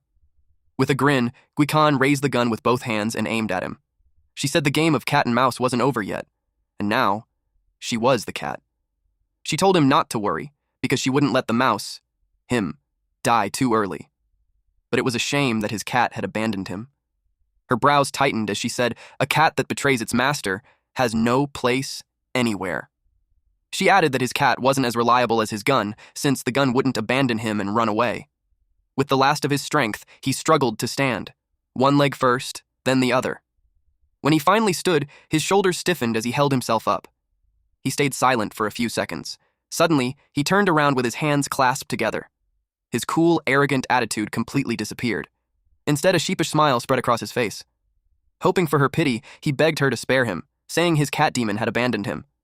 He piled on cringy praise and suggested she wouldn't want to see him spend his remaining years alone in the prison of Jingguo Temple. Guican looked uncomfortable. He even offered his gun as a sign of respect. He added that a smart person understands the situation as he pleaded for her mercy. Annoyed, Guican struck his face with the gun and told him to stop acting. Blood burst from his mouth as he staggered back. Her expression darkened as she looked down at him and cocked the gun. She then said that people like him, the trash of society, were better off dead. Chen told her not to be so certain. He said anything could be negotiated as long as the price was right. Since she was young, he knew she needed merit. He offered to give her intelligence on the 4 major civilian armed groups in Lizhu, including targets that Jingguo Temple had been searching for. He said he would give her the information if she let him go. But if she chose to kill him, he would accept it without complaint. Frustrated, Guican let out a sharp breath as her brows tightened. Suddenly, a voice cut through the tension and called out to them. Both she and Chen turned toward the source of the voice. The voice asked if everything was settled. It was from Lie, and he added that Guican truly lived up to her reputation. He said he rushed over to help, but she didn't need it. She asked if he had handled things on his end. He confidently said yes. He told her she could trust him to take care of things, but she doubted him since he had protected Kaisi earlier. Lie argued that it was different. He said guiding someone toward good shouldn't count as shielding them. He was suddenly cut off when a massive beast grabbed him. Guican could only watch in shock. It was Baji. Baji held Lie hostage. He demanded that she release Chen or he would kill Lie. Chen was relieved to see him and said he truly lived up to his reputation. Unfazed, Guican stared at them in silence. Baji shouted at her to stop stalling. Lie looked at the beast with narrowed eyes. Even after seeing him, Lie wanted to be sure, so he asked Baji if he was really a cat. A grin spread across his face. He then grabbed Baji's claws. With force, he pierced his own palm using them. Blood dripped from his hand onto the beast's fingers. Confused, Baji pulled his arm back. His eyes widened in shock. Lie looked at him with glowing eyes and a sly smile, apologizing in advance. He brought his 3 fingers together. He snapped. Suddenly, energy surged through Baji's eyes, and a twisted image of Lie reflected inside them. Horrified, the beast grabbed his head in panic. A chilling voice echoed, declaring that Baji should be executed. Lie's face darkened as bright energy burned around him. He slammed his open palm down, forcing Baji to his knees. In the industrial area, the group finally arrived at the scene. The blonde woman and Finn asked what had happened. Baji and Chen knelt before them, begging for their lives. The blonde woman recognized Chen, cursed him, and said he got what he deserved. Lie nodded in agreement. Chen realized they wanted to catch him in the act. The brown-haired man said he must be severely punished for targeting the people of Jingguo Temple. Lie nodded again. Chen admitted their mistake and said they failed to recognize the authority of someone great. He begged for another chance. Annoyed, Finn said that was just wishful thinking. Lie agreed again. Lie stated that illegal cat hunting was a serious crime, made worse by illegally possessing firearms. Chen and Baji lowered their heads to the ground. Lie then grabbed Chen by the collar. He asked if he really expected them to give him another chance.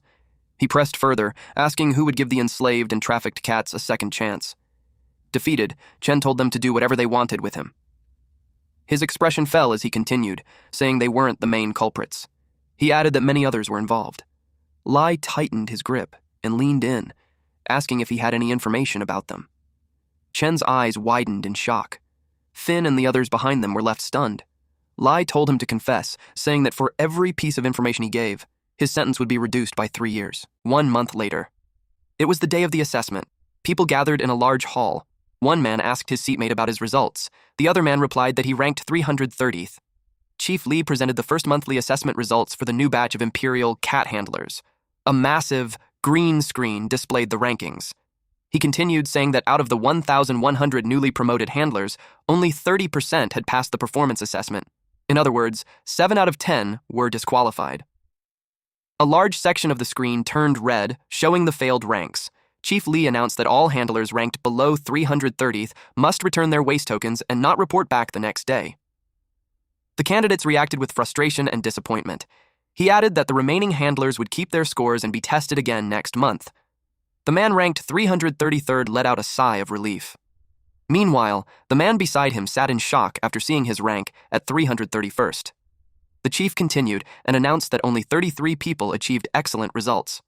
He added that promotion applications require 3 consecutive months of excellence. The men ranked 17th and 18th sat proudly with their cats resting on their laps. He then revealed that one special team had been selected for recognition.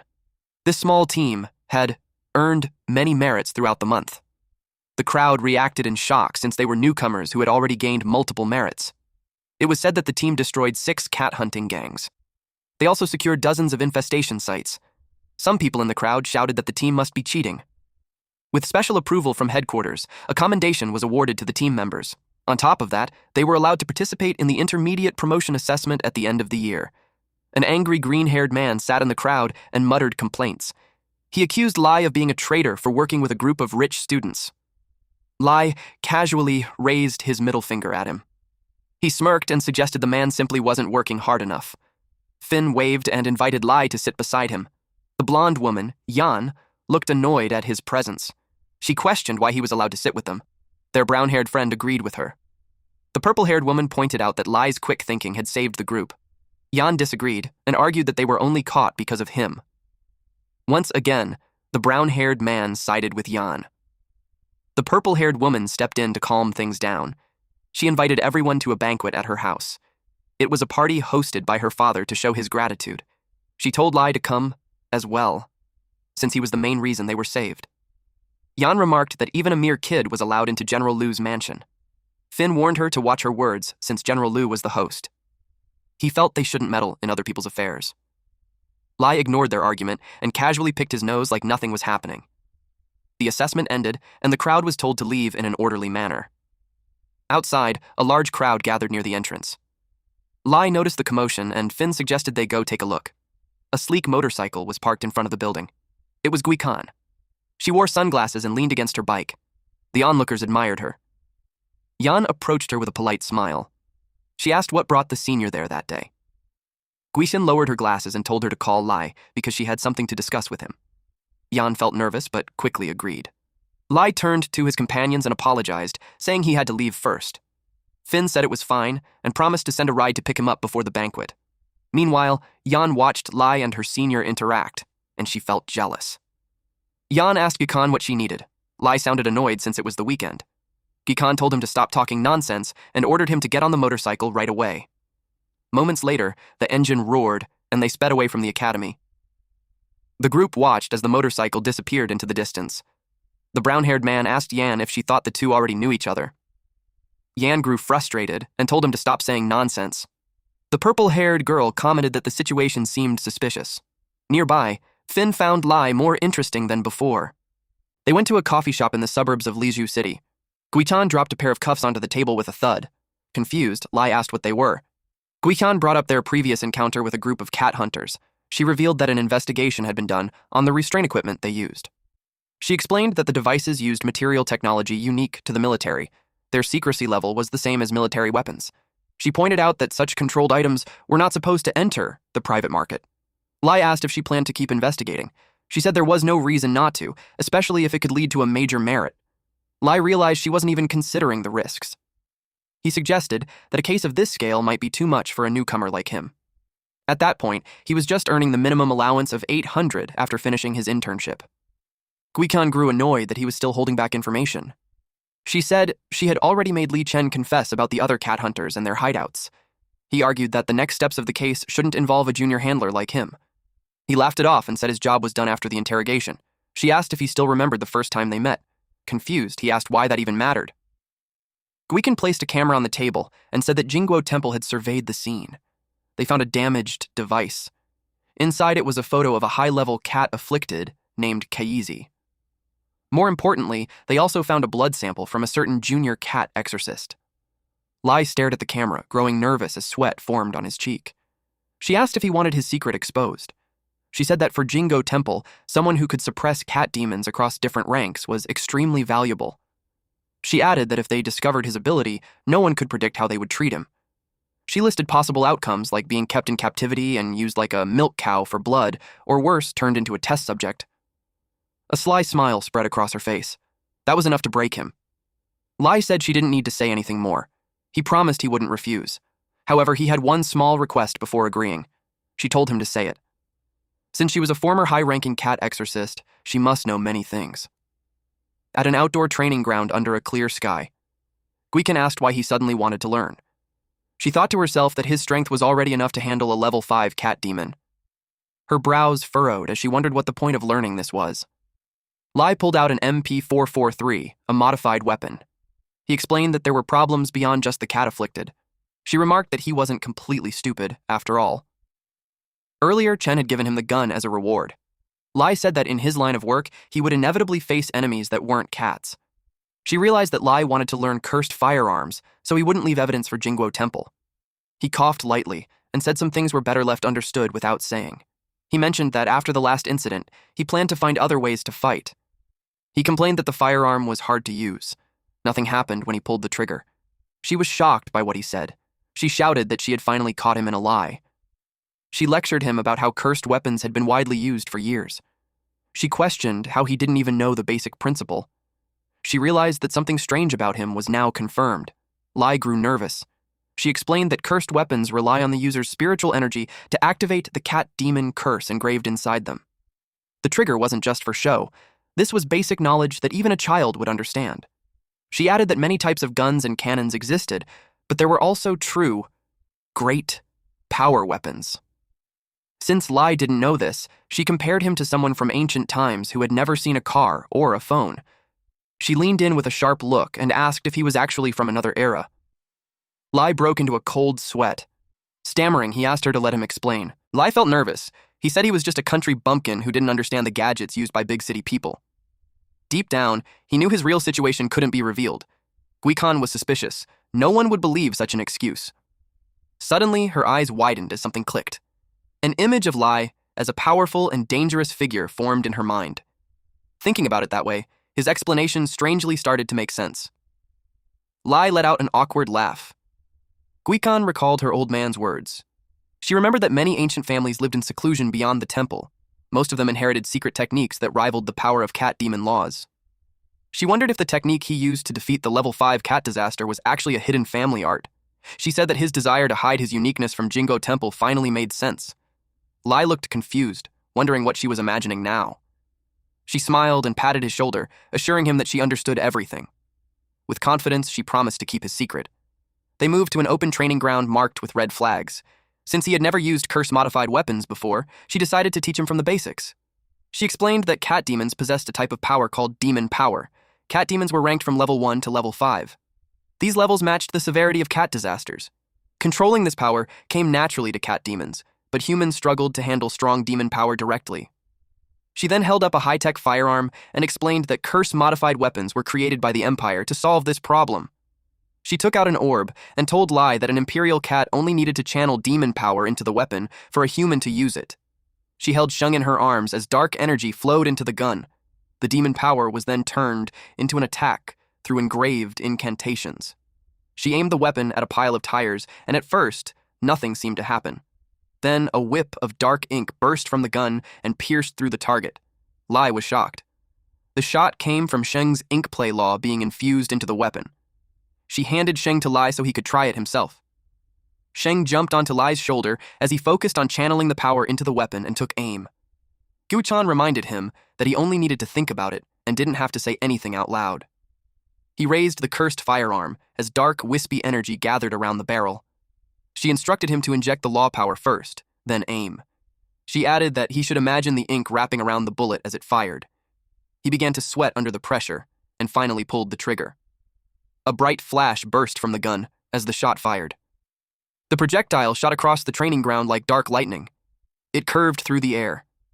It hit the target with immense force, blasting it into small wooden pieces. Both of them were stunned. He stared at the weapon in his hands, surprised at how simple it felt. Guikan watched him as Sheng jumped back to her shoulder. She was shocked that he learned to use a cursed weapon so quickly when it took her more than half a month to do the same. She asked him why he was just standing there. Lie looked confused and said he couldn't hear her. Suddenly, blood burst from his nose. His eyes rolled back. Then he collapsed face first onto the ground. She didn't expect him to drop after firing just one shot. Later, they arrived at Lie's residence. Guikan told him to take better care of himself. She said cat handlers used qi to control their cats, and she had never seen someone as qi deficient as him. He felt insulted. He tried to comfort himself and said everyone has a first time. He pointed out that her imperial cat was no ordinary breed. She admitted that it was true. Lie noticed her expression and grew frustrated. He wondered if she was secretly laughing at him. Guichen told him to get some rest. She said she hoped he would last longer next time she called him and not collapse after just one shot. Finn sat in his car and watched them. He was completely shocked by what he heard. He thought about the long line of marriage proposals at the left minister's residence that stretched all the way to Xuanwu Gate. Yet Guichan's marriage was still not arranged. A conclusion slowly formed in his mind. That night, at General Lu's mansion, tea was poured into a small green cup. A brown-haired man, one of Finn's friends, flirted with a few women. The Catwoman leaned closer and used her chopsticks to feed him a piece of food. His face turned red as he looked at her. He stared at her pose and said, "The food tasted amazing." Jan watched the man and the cat servant from a distance. She looked annoyed. She warned him to get a grip because he was about to start drooling. The man realized he had gone too far and quickly wiped his mouth. He claimed it was all a misunderstanding. Yan said all men were the same. But deep down, she knew it was hard to avoid, because cat servants were much rarer than normal maids. She noted that the number of cat servants showed the host's status at a banquet. Meanwhile, the man kept playing with the servant and called her cute. A male cat servant offered her a drink. These servants were used by nobles to show off their status. She took the cup and praised the unique style of General Lu's mansion. The servant felt flattered. Suddenly, she pointed across the room in annoyance and asked if something could be done about that rude guy. She was talking about Lie, who was loudly slurping his noodles. Lie looked up with food still on his face. She asked if he could at least care about his image. At the head table, a powerful man sat surrounded by cat-eared servants, quietly watching the banquet. She continued, saying that being at the same banquet as Lie was embarrassing. She frowned in confusion when he grabbed a whole chicken and kept eating. He said the host hadn't complained, so she had no right to tell him what to do. He reminded her he wasn't eating her family's food. Jan snapped at him and told him not to push his luck. At the head of the long table, a young man leaned in and whispered something to General Lu. After the brief exchange, the general stood up and left the banquet. Jan claimed that even General Lu couldn't stand Lie's behavior anymore. The purple-haired woman tried to calm everyone down. She said it was a small matter and not worth arguing over. Jan wasn't convinced and asked if she was sure. The purple-haired woman explained that the general left because someone in the mansion was seriously ill, so he wasn't in the mood to stay at the banquet. At another table, Finn asked if the sick person was an elder. The purple-haired woman explained that the patient was an old comrade from her father's time in the army. Since the patient was a cat demon, it was hard to find a suitable doctor. Finn understood. He pointed out that humans and cats follow different paths, so very few doctors studied how to treat cat demons. The purple-haired woman said her father had heard of a divine doctor named Li in the palace. This doctor specialized in such cases and had treated priests at Jingo Temple. However, all attempts to visit him had failed. Yan asked if she meant the imperial physician, Li Zhao. The purple-haired woman was surprised and asked if she knew him.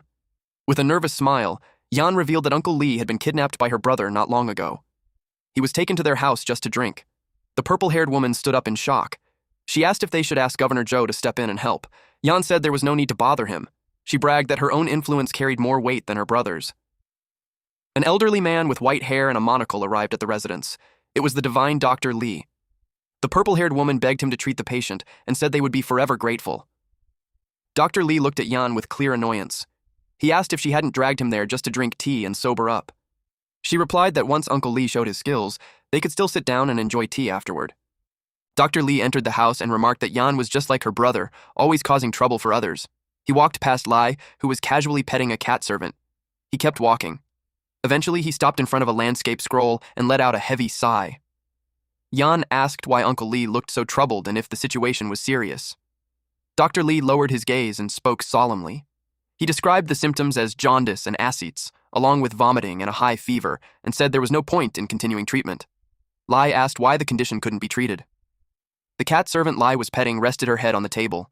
He stroked her head and asked why Dr. Lee made it sound so serious when it was just FIP, a common illness. The purple-haired woman stared in shock. Dr. Lee looked amused while Yan grew annoyed that Lie had interrupted. He walked over and asked Lie if he also knew how to treat cats. Lie's old habits kicked in, and he immediately regretted speaking. He said he had studied a little, raised a few, and treated a few. The doctor narrowed his eyes in suspicion. He said the boy didn't sound like someone who only knew a little. Lie replied that it depended on who he was being compared to. He added that for a minor illness like FIP, he wouldn't say treatment was pointless. Dr. Lee snapped and called him arrogant. He argued that the cat demon was too far gone to be saved. He said feline illnesses were like a plague and that he had practiced medicine for 30 years. He asked if the boy thought he was a fraud. Lie started getting irritated with the old man. Yan smirked and teased Lie for being scolded. He ignored her and stood up, still petting the cat's head. Then he said he was only stating facts. He also questioned how someone could be called a divine doctor if they couldn't accept a small difference in opinion. Yan shouted that he was talking nonsense, but Dr. Lee raised a hand to stop her. He then said that in all his years of practice, he had never seen a grandmaster who specialized in treating cat demons. Yan added that cat plagues were widespread. She explained that everyone avoided them, so no one was willing to treat them. Lie asked the servants if no one treated domestic cats when they got sick. The cat servant replied that they were only lowly slaves and not worthy of receiving medicine. Yan told Lie to hurry up and apologize to Dr. Lee. She pointed out that Dr. Lee was already old and warned him not to anger the man any further. Dr. Lee turned his back and prepared to leave. Lie watched him go and asked if he really had no intention of saving the patient anymore. Since he was about to leave like that, Lie suggested that he let him try treating the patient instead. Dr. Lee stopped in his tracks and turned back with a surprised look. Lie questioned his motives, asking if the patient would be denied a chance to live just so he could protect his reputation. Yan was about to speak, but a hand rested on her shoulder. A tall, bearded man stepped forward with a smile. It was Guard General Lu Jiang. He asked who the young man was, noting that he seemed to have quite a bit of spirit. The purple-haired woman bowed respectfully and addressed him as father. She explained that the young man was her comrade from Jingo Temple. She added that Lie was the one who had saved her life during a previous mission. The general sized Lie up and said his attitude reminded him of his younger days. He asked which capital city this rising talent came from. His daughter blushed and said Lie's background was quite ordinary compared to theirs. General Lu firmly stated that a humble origin was nothing to be ashamed of. Suddenly, Finn leaned in and whispered to the general. He told him not to underestimate Lie because he might become the future live-in son-in-law of the Chu family. General Lu was stunned. He asked if it was the famous Chu family from the capital. Finn confirmed it. He added that he had seen Gui Khan teasing Lie earlier that evening. The general's eyes widened as Finn nodded with a serious look. General Lu burst into laughter. He praised the young man as impressive and talented. He said very few people could catch Old Man Chu's attention. Lie looked flustered and quickly tried to deny it, asking Finn to stop spreading rumors. But the general was already convinced. He believed that anyone trusted by Old Man Chu couldn't be ordinary. He then brought the topic back to the treatment mentioned earlier. He asked Lie how confident he was in handling the case. Lie sighed and rubbed his forehead, clearly annoyed. He thought it might be better to drop the issue. Then he spoke and explained the illness. He said that peritonitis wasn't incurable, but it spread easily among cats. Early signs included slight fever and muscle tremors. Symptoms like vomiting and eye discoloration were often caused by incorrect treatment. The general and the purple-haired woman were shocked. She urged her father to let Lie try. After thinking it over, General Lu agreed. He invited Lie into the inner room to discuss the details and asked the other guests to wait for a moment. The group walked along an open corridor as night settled in. Lie complained to himself, annoyed that what was supposed to be a simple meal had turned into all this trouble. He was brought into a private room and asked to sit. The purple-haired woman poured tea as the mood grew serious. Lie felt like he was in a job interview and wondered how things escalated so fast. General Lu revealed that the patient was actually a cat demon who had gone through life and death with him, so he had to be careful. He said that years ago there was a major conflict between humans and cats in the imperial court. At that time, being a different species was seen as a great injustice. He described his friend as a quiet cat who never fought for status. Even with many achievements, the cat demon still lived in poverty among commoners. The general couldn't bear to see his old friend suffer, so he brought him into the manor. He lowered his head with regret and admitted he never expected his friend to become this sick. Lie looked at him with concern. General Lu seemed deeply troubled. Lie didn't understand why he was so serious about an illness that wasn't fatal. He suggested they stop wasting time talking and asked to see the patient right away. His sudden confidence surprised both the general and his daughter. General Lu solemnly entrusted his old comrade's life to the young man. Lie assured him it was just an infectious disease. He then listed the medicines needed and asked someone to buy them. The general called out to his daughter, the purple-haired woman, Jin, and told her to go to the medicine storehouse immediately. He urged her to hurry and not waste time. She gave a confident nod and said she would go right away. The moon rose high over the quiet manor, and the stars shone brightly in the night sky. Inside a dimly lit room, Lie sat by the bedside wearing a white medical mask for protection. The orange cat demon lay still under a white blanket. Lie picked up a syringe and carefully checked the needle. He gently inserted it into the cat's fur and injected the medicine. General Lu stood at the doorway, watching with a tense expression. He finally asked how the situation was. Lie let out a sigh, realizing he had somehow returned to his old profession after all his wandering. With a smirk, he thought this line of work had great potential in this world. A dream of becoming a divine veterinarian filled his mind. In his imagination, beautiful catwomen surrounded him. He flushed as the fantasy played out. General Lu snapped him back to reality by asking if something was wrong since he had gone quiet. Lie replied that everything was fine. He told the general that the diagnosis and treatment were complete. He said the medicine would work quickly and suggested checking the patient's temperature later to see if the fever had gone down. The clock on the wall ticked as time passed. Dr. Lee carefully examined the patient with a thermometer. He was shocked, which made Yan ask if that kid had messed everything up. Dr. Lee said the patient's temperature had returned to normal and the breathing was stable. These were clear signs that the inflammation was fading. He predicted a full recovery within 3 days. Everyone was stunned by the result. Yan still doubted it, but Dr. Lee pointed out that he had practiced medicine for decades. He said his eyes weren't so bad that he couldn't see the truth. He glanced at the slightly open door with deep curiosity. Dr. Lee adjusted his robe and stepped inside again. He approached Lie and made a rather bold request. He asked if the medicine was developed by Lie himself. Lie said it was just a simple anti-inflammatory drug. He added that the formula wasn't complicated at all. Dr. Lee hesitated. Lie suddenly panicked and cut him off, shouting that he wasn't taking any disciples. The old man broke into a sweat and quickly explained that wasn't his intention. He bowed respectfully and apologized for overstepping. He admitted that he only wanted to ask for the prescription used in the treatment. Lie asked why he wanted it. Dr. Lee explained that after many years of practice, he had never seen a medicine work this effectively, so he humbly asked for this favor. Lie simply smiled. He knew the doctor wanted the formula to help others.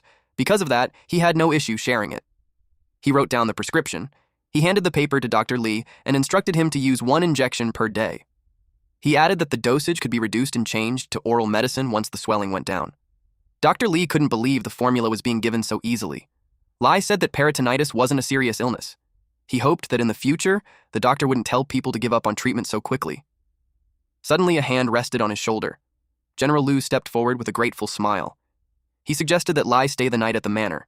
He said he wanted to host him properly since his kindness couldn't be repaid with words. Lie politely declined. The general looked a bit disappointed and asked if the manor didn't suit his taste. Lie explained that he had other matters to handle, so it wasn't convenient for him to stay. He added that several little ancestors were waiting for him at home and hadn't been fed yet. He worried they might turn his house upside down if he came back late. General Lu watched him with a gentle smile. He thought the young man had a warm, home-loving nature, unlike Old Man Chu. He decided not to insist. He offered to have 2 cat-eared servants escort Lie out and promised to hold another banquet in a few days to show his gratitude. Lie politely refused again. He said there was no need for so much trouble and that he could leave on his own. General Lu remarked that he was young, capable, and had a good character. He then ordered the guards to open the gates and see the guest off. The guards strained as they pushed the massive red doors. The iron-studded gates creaked as they slowly opened. A young man on the street looked up in shock at the sound. He asked if the main gate of the general's manor had actually opened. A woman nearby covered her mouth in surprise. She said the gates hadn't opened in 2 or 3 years. They wondered which young talent was being honored this time. The people of Liju all knew the rule of General Lu Jiang's manor. The main gate was never opened casually. It was only used when someone worthy was personally welcomed or escorted by the general himself. The last time it opened was 3 years ago. Back then, the daughter of the left prime minister had visited with her father. Now, the main gate opened once again. Everyone understood what that meant. The guards stood straight as the massive doors fully opened. General Liu Jiang walked beside Lai and gestured toward the exit. Together, they passed through the grand entrance under the watchful eyes of the staff. Lai waved goodbye from the window of a white car as it pulled away. General Liu and A Jin stood by the manor gates and watched the car disappear into the night. Inside the car, Lai and Yan both let out a long sigh of relief. He turned to her and said he hoped he didn't embarrass himself this time. Yan looked away with a cold expression and asked why he acted so smug. Still, she admitted he was better than most since he rejected the escort of the cat servants. The brown-haired man in the passenger seat glanced back curiously. He asked why Lai refused the escort of the 2 cat maids and wondered if he didn't like them. Lai looked confused and asked if there was another meaning. The question left Finn, Yan, and the brown-haired man all confused. Lai asked what was wrong. Yan's face turned red as she explained that nobles openly gifting cat demon maids would violate imperial law. She stopped there, leaving the rest unsaid. Their brown-haired friend continued, explaining that people usually spoke in more subtle ways. He said there was an unspoken understanding among the elite. Lai was confused at first. As he slowly understood, his face turned red. The moment it clicked, he leaned out the window and shouted for the driver to stop, saying he still had something important to discuss with the general. Yan pulled him back inside and told him to shut up because he was embarrassing them. The car kept moving. Back at the manor, the general watched the car disappear into the distance. He thought Lai was still waving goodbye even from far away. He commented on how polite the young man was. General Liu praised Lai's steady personality and outstanding ability. He sighed that young people like him were becoming rare. Ajin smiled and agreed, saying Lai's character and skills were both top tier. The general then looked at his daughter and suggested she dress up like the girl from the Chu family. He wanted her to learn from her so he could find a good son-in-law. She stuck out her tongue and refused, saying she wouldn't be used to repay his favors. He told her to get some rest. He ordered her to accompany him to the capital the next day because he wanted to see where Old Man Q found such an impressive son-in-law. A few days passed. It was early morning at Chengde Gate. Modern soldiers in camouflage marched through the ancient gate. They carried heavy rifles and wore tactical helmets. A crowd gathered behind a yellow barrier. One man raised his phone to record the scene. Then everything came to a stop. One man in the crowd asked why all 9 gates were sealed. He wondered if something major was happening. Another person behind him was surprised that he didn't know. The sealing of the 9 gates was a grand signal that a high-ranking official was returning to the capital. It showed the court's respect, and it also prevented local armies from entering the city and causing unrest. Since the dynasty valued military power, this honor was reserved for generals or military governors. A convoy of black luxury cars drove through the massive stone archway. People along the street watched the vehicles pass. Ajin sat inside one of the cars with her father. She asked how they should arrange their visit to the capital. General Liu decided they would go to the left chancellor's manor first to visit an old friend. She was surprised by this and asked about the situation at the palace. He brushed off the urgency of palace matters. He said they would visit Old Man Q first. The motorcade arrived at the left chancellor's manor.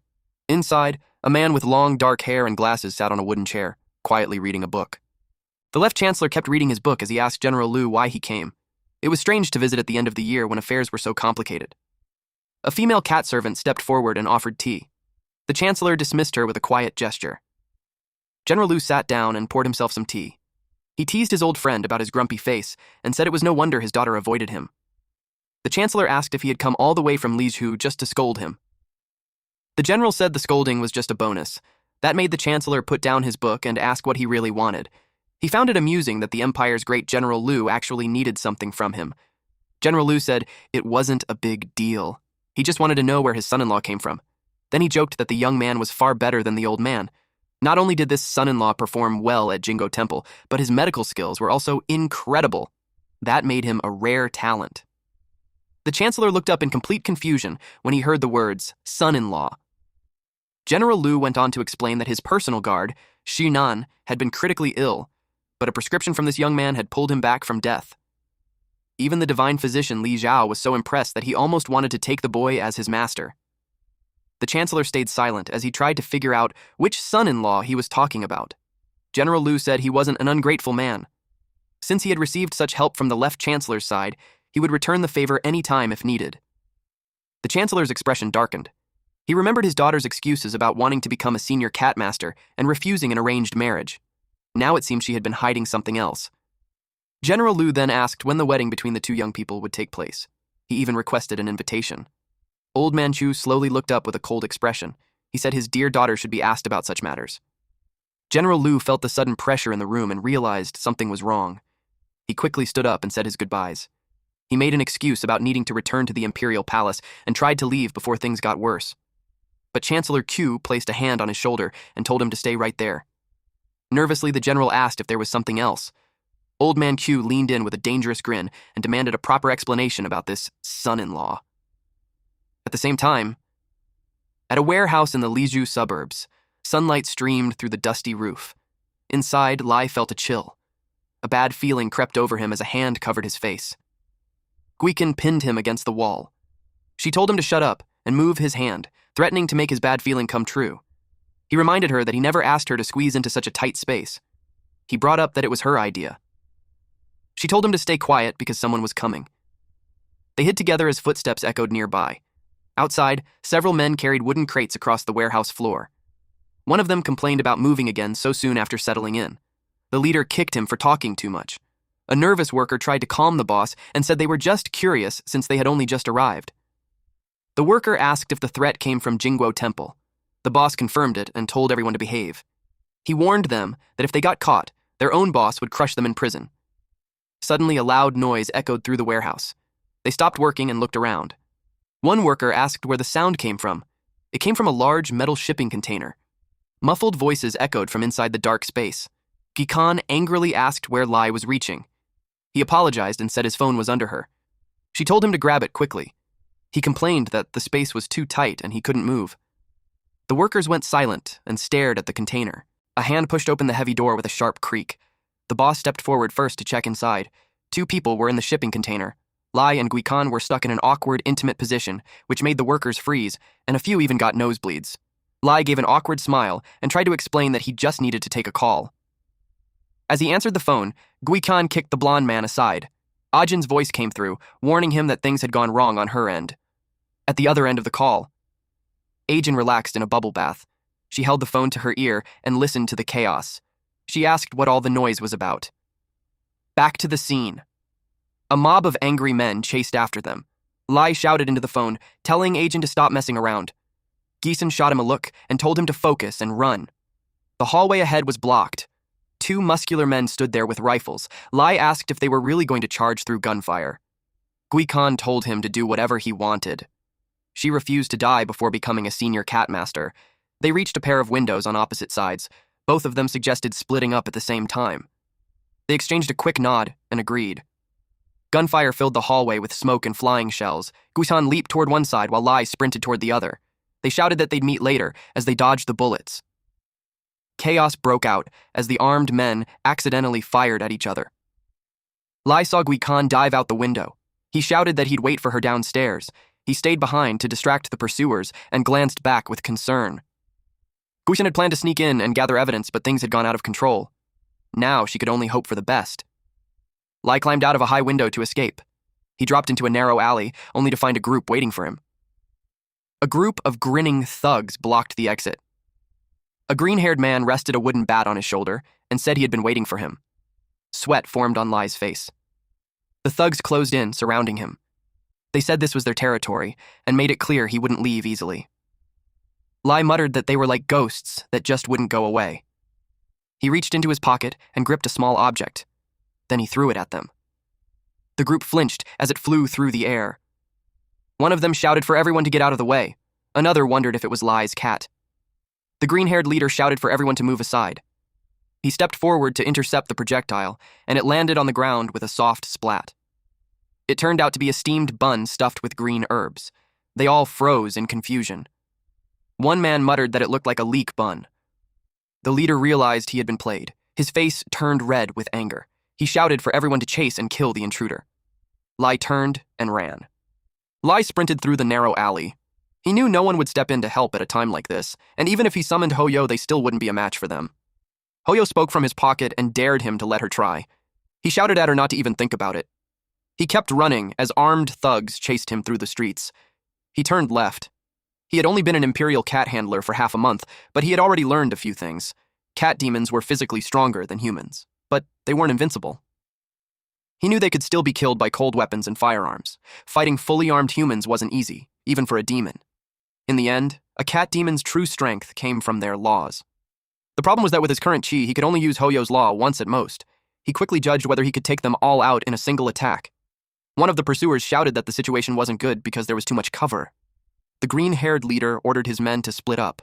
He planned to cut Lie off and force him into an open area. He told the others to call backup and clear a path toward the auditorium.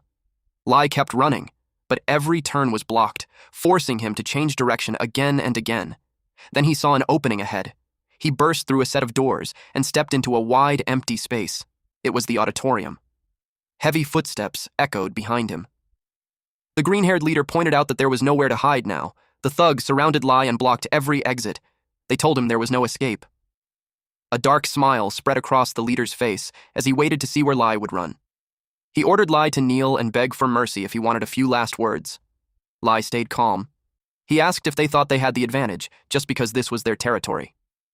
He agreed that an open space was perfect for shooting, but then he asked if they had considered one important detail. The leader frowned, confused by his confidence. Lie gave them a piece of advice. He told them to check their intel before making a plan. He raised a glowing silk cage and called out Hoyo's name. Hoyo stepped out from the light. Lie told them that choosing a home ground was fair. However, he pointed out that a wide field of vision also meant the space was empty enough for his plan. If they had done their research, they would know that Hoyo, his imperial cat, could compress air into physical form. He reached out and asked Hoyo to take his hand. The firearm in his grip began to hum. A violent vortex of wind started swirling around them. An open environment like this was perfect for using that kind of cat law. A sly smile spread across Lie's face. He admitted he had been worried about how to take them all out in one shot. But now, he should thank them for making it easier. He raised the weapon and called for the cat law to activate. A massive vortex of energy burst from the gun and filled the entire room. The green-haired thug realized the danger and pointed in panic. He shouted for everyone to stop him, but it was already too late. Blinding light flooded the auditorium and blasted everything away. Our boy just used cat law air pressure shockwave. Energy burst outward in jagged waves. It blasted chairs and even the piano across the room. Even Lie lost his footing from the force. He fell to the ground. Blood spilled from his nose and mouth. Hoyo praised him, saying he was very clever. She helped him back up. Lie said it was a shame the enemies weren't cat demons. It would have been much easier. Suddenly, someone raised a gun. Hoyo was hit in the side. Lie froze in shock. It was the green-haired thug. He cursed and shouted that he almost fell for the trick. Lie gritted his teeth. He realized the last attack didn't have enough power to finish them off. The green-haired man aimed his gun at him. Lie reached into his pocket. He had no choice but to use it now. The thug frowned in confusion. The green-haired leader pressed the gun to Lie's head and demanded he hand over the object. He threatened him again, tightening his grip on the weapon. Lie calmly said it was just a leek bun and told him not to be nervous. A smirk formed on Lie's face as he asked if he was sure he wanted it. The thug got angry and shouted at him to stop lying and hand it over. Lie gave it to him. Then suddenly he said goodbye, grabbed Hoyo, and ran for the exit. The thug stood there, confused. Gunshots rang out as they chased after him. The green-haired leader glanced down at what he was holding. A faint ticking sound echoed. Fear spread across his face as he realized what it was. In the next second, a massive explosion ripped through the theater. Blinding light and debris blasted in every direction. The explosion could be seen from far away. Smoke rose high above the buildings. Keegan heard the blast and wondered what happened. She was getting impatient waiting for Lie. She stood on a sports field with the enemies already restrained in her cat's ink. A moment later, an officer approached Gukon and handed her a list of evidence and suspects. She frowned and asked why the results were far less than expected. The officer explained that a massive explosion had occurred near the warehouse, destroying most of the supplies. She signed the document and told him to bring it back to the temple. Then she turned and scolded Lie for the mess he caused. Guikan was so annoyed that she even brought up Kaisi. Lai explained that he was forced into a situation where cat law was useless, so he had to rely on the incantation grenades given by the temple earlier. He didn't expect them to be that powerful. She told him they could have recovered at least twice as many supplies if he hadn't blown everything up. Now only scraps were left. She inspected what remained and noted that most of it was average or low quality. Lai picked up a gray branching object and asked what it was. She identified it as antler ore. She explained that it was a fossilized antler from a died deer. He asked if it was valuable, and she confirmed that it was. She explained its uses. Low-purity ore was used to create demon-suppressing stones. High-purity crystallized antlers were key materials for cursed weapons. It was even considered a form of currency more valuable than gold. Not only that, refined antler ore could produce antler stones. These were essential for the daily cultivation of an imperial cat. Lai became interested. Now he understood why she was excited earlier. She told him to stop acting dumb and asked if he got it. He lied and said yes. Inside, he started calculating profit splits. Since she was strong, he knew a 20-80 split wouldn't work. At the same time, she was also thinking. She saw him as clever despite how he acted. She figured he wouldn't accept something like a 30-70 split either. At the same moment, both of them proposed a 50-50 split. They froze and looked at each other. Then they shook hands to seal the deal. It was agreed. No backing out. Meanwhile, the officer reviewed the final report stating that all target supplies were destroyed and nothing was recovered. He couldn't believe how exaggerated it sounded. A forest burned. At the same time, chaos unfolded. A young girl stood frozen, watching the battlefield. Corpses and torn bodies were scattered everywhere. Someone shouted for everyone to attack together and stop the man. The young cat girl was stunned. Other cat demons shouted not to be afraid. If the enemy ran out of strength, he might not be able to kill them all. The girl, Kaisi, watched everything burn. A cat, barely clinging to life, asked her why she ran. The Catwoman lay on the ground, covered in blood, her eyes filled with betrayal and sadness. Kaisi said nothing. She just stood there as the words sank in. At that moment, a massive, injured tiger warrior stepped in front of her. She didn't even look at him. Her eyes stayed locked on the Catwoman who had just died. The warrior glanced at the corpse and called out her name. Kaisi's face stayed blank. He told her that surviving in disgrace was not easy. The flames surrounding the forest twisted into the shape of a lion's face. The warrior told her to go while he stayed behind to hold them off. The enemy leaned closer and whispered that sooner or later she would have to face him. Kaisi turned and ran as fast as she could. The fire roared behind her, painting the forest in orange. She looked back one last time and saw the lion reflected in her eye. At the present time, Kaisi woke up with a sharp cry. She sat on her bed and pulled her knees to her chest. Her body trembled. The words echoed in her mind. Surviving in disgrace was not easy. Wind drifted into the room as the curtains fluttered open. She got out of bed and walked to the kitchen.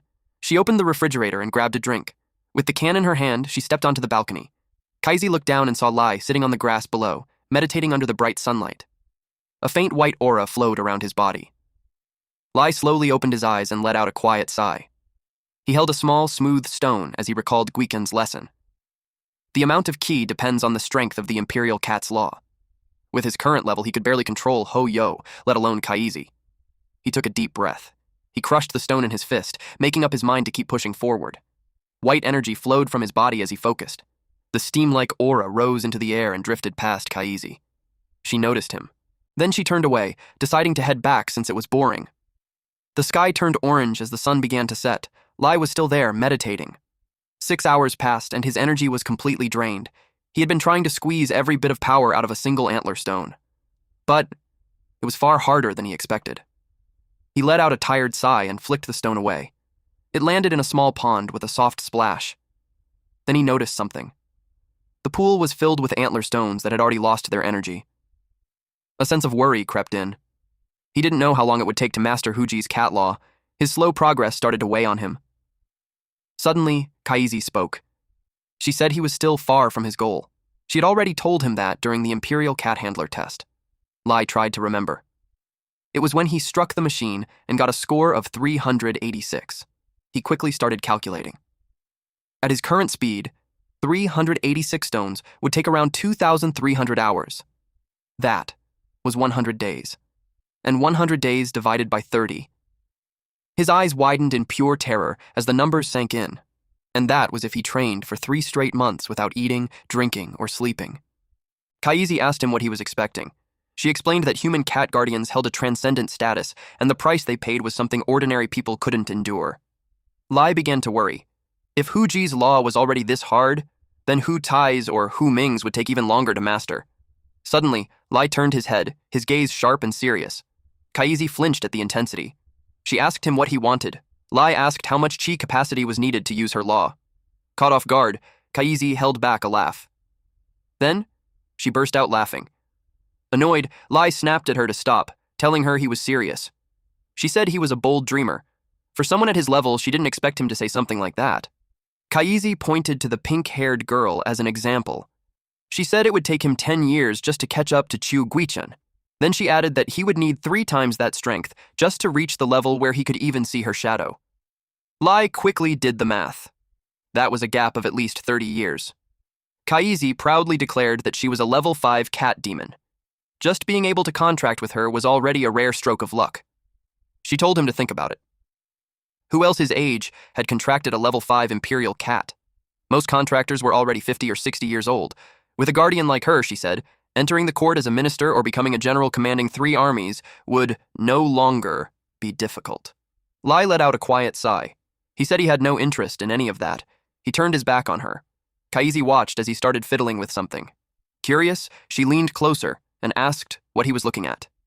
He said it was nothing. Just an old photo. The phone screen lit up, showing a picture of Lie surrounded by a group of happy cats. Kaisi's blue eyes widened as she stared at it.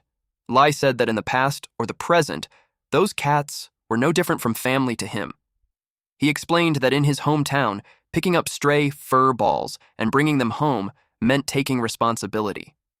Kaisi quietly listened. She wondered out loud if cats there weren't used for money, labor, or fighting. Lie froze, clearly horrified. He said no. Then he added that the way humans and cats lived here felt completely wrong to him. He told her that the salary of a junior cat handler was barely enough. Feeding 9 cats was already a struggle, so she better hope he could pass the intermediate assessment within half a year. He mentioned that intermediate cat guardians lived much more comfortably. Kaisi's expression slowly darkened as she stared at him. Lie felt a chill and asked what was wrong. She snapped, annoyed that he didn't say this earlier. She grabbed his shirt and started dragging him away. She told him that if he kept relying on his current training, he would never get promoted. Lie protested, telling her to wait since he had just finished training. Night fell over the city. Neon lights flickered on, filling the streets with color. A cat walked through a narrow alley. He approached a building and stepped into a quiet office. Behind a glass partition, a clerk called out that it was number 8's turn. A cat stepped forward. His hands were wrapped in white bandages. The clerk asked if he needed a loan, labor dispatch, or a legal identity. When the man stayed silent, the clerk looked up at him. The man leaned forward and placed a stained card on the desk. He said he wanted to make an appointment with the boss. He told the clerk to pass along a message. Brother Chen was away, and he had business with him. In a blood-stained boxing ring, an orange cat demon threw a heavy punch at his gray opponent. The gray fighter crashed onto the mat, already battered. The crowd roared. Some shouted for the orange cat to finish him, while others begged the gray fighter to fight back. High above the arena, a man sat in a dark VIP lounge. He let out a satisfied laugh. His bet had paid off. Around him, the crowd was consumed by greed and anger. Someone screamed that they had just lost their entire fortune on the match. The arena turned into a frenzy. Voices overlapped, all demanding the same thing. Kill him. The fallen gray cat looked up, trembling. In a weak voice, he begged for mercy. The orange cat's eyes watered. He stood over his opponent, fists clenched tight. Then he glanced toward the VIP section. In the shadows, the man watched with a twisted grin, waiting. The orange cat gritted his teeth. He pinned the gray fighter down and started punching again and again. The crowd erupted in cheers. At that moment, another cat stepped into the VIP lounge. He trembled as soon as he entered. His eyes fell on a horrifying sight, a limbless cat being used as a chair by the man. The man, Baji, asked why he had come. Then his tone shifted. He asked where Li Chen was.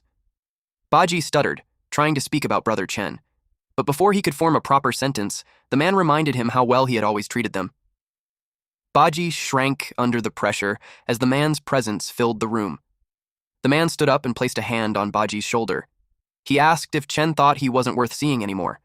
Baji quickly denied it, trembling even harder. He said they would never forget the boss's kindness. Chen had just made a huge mistake and was too ashamed to show his face.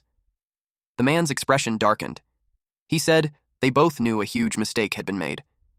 He reminded Baji of everything he had given them. Back when Chen was nothing more than a thug fighting in underground matches, the boss had given him everything. Errands, men, money. He even handed him control of an entire block, and this was how he was repaid. Baji gasped and begged the boss not to misunderstand.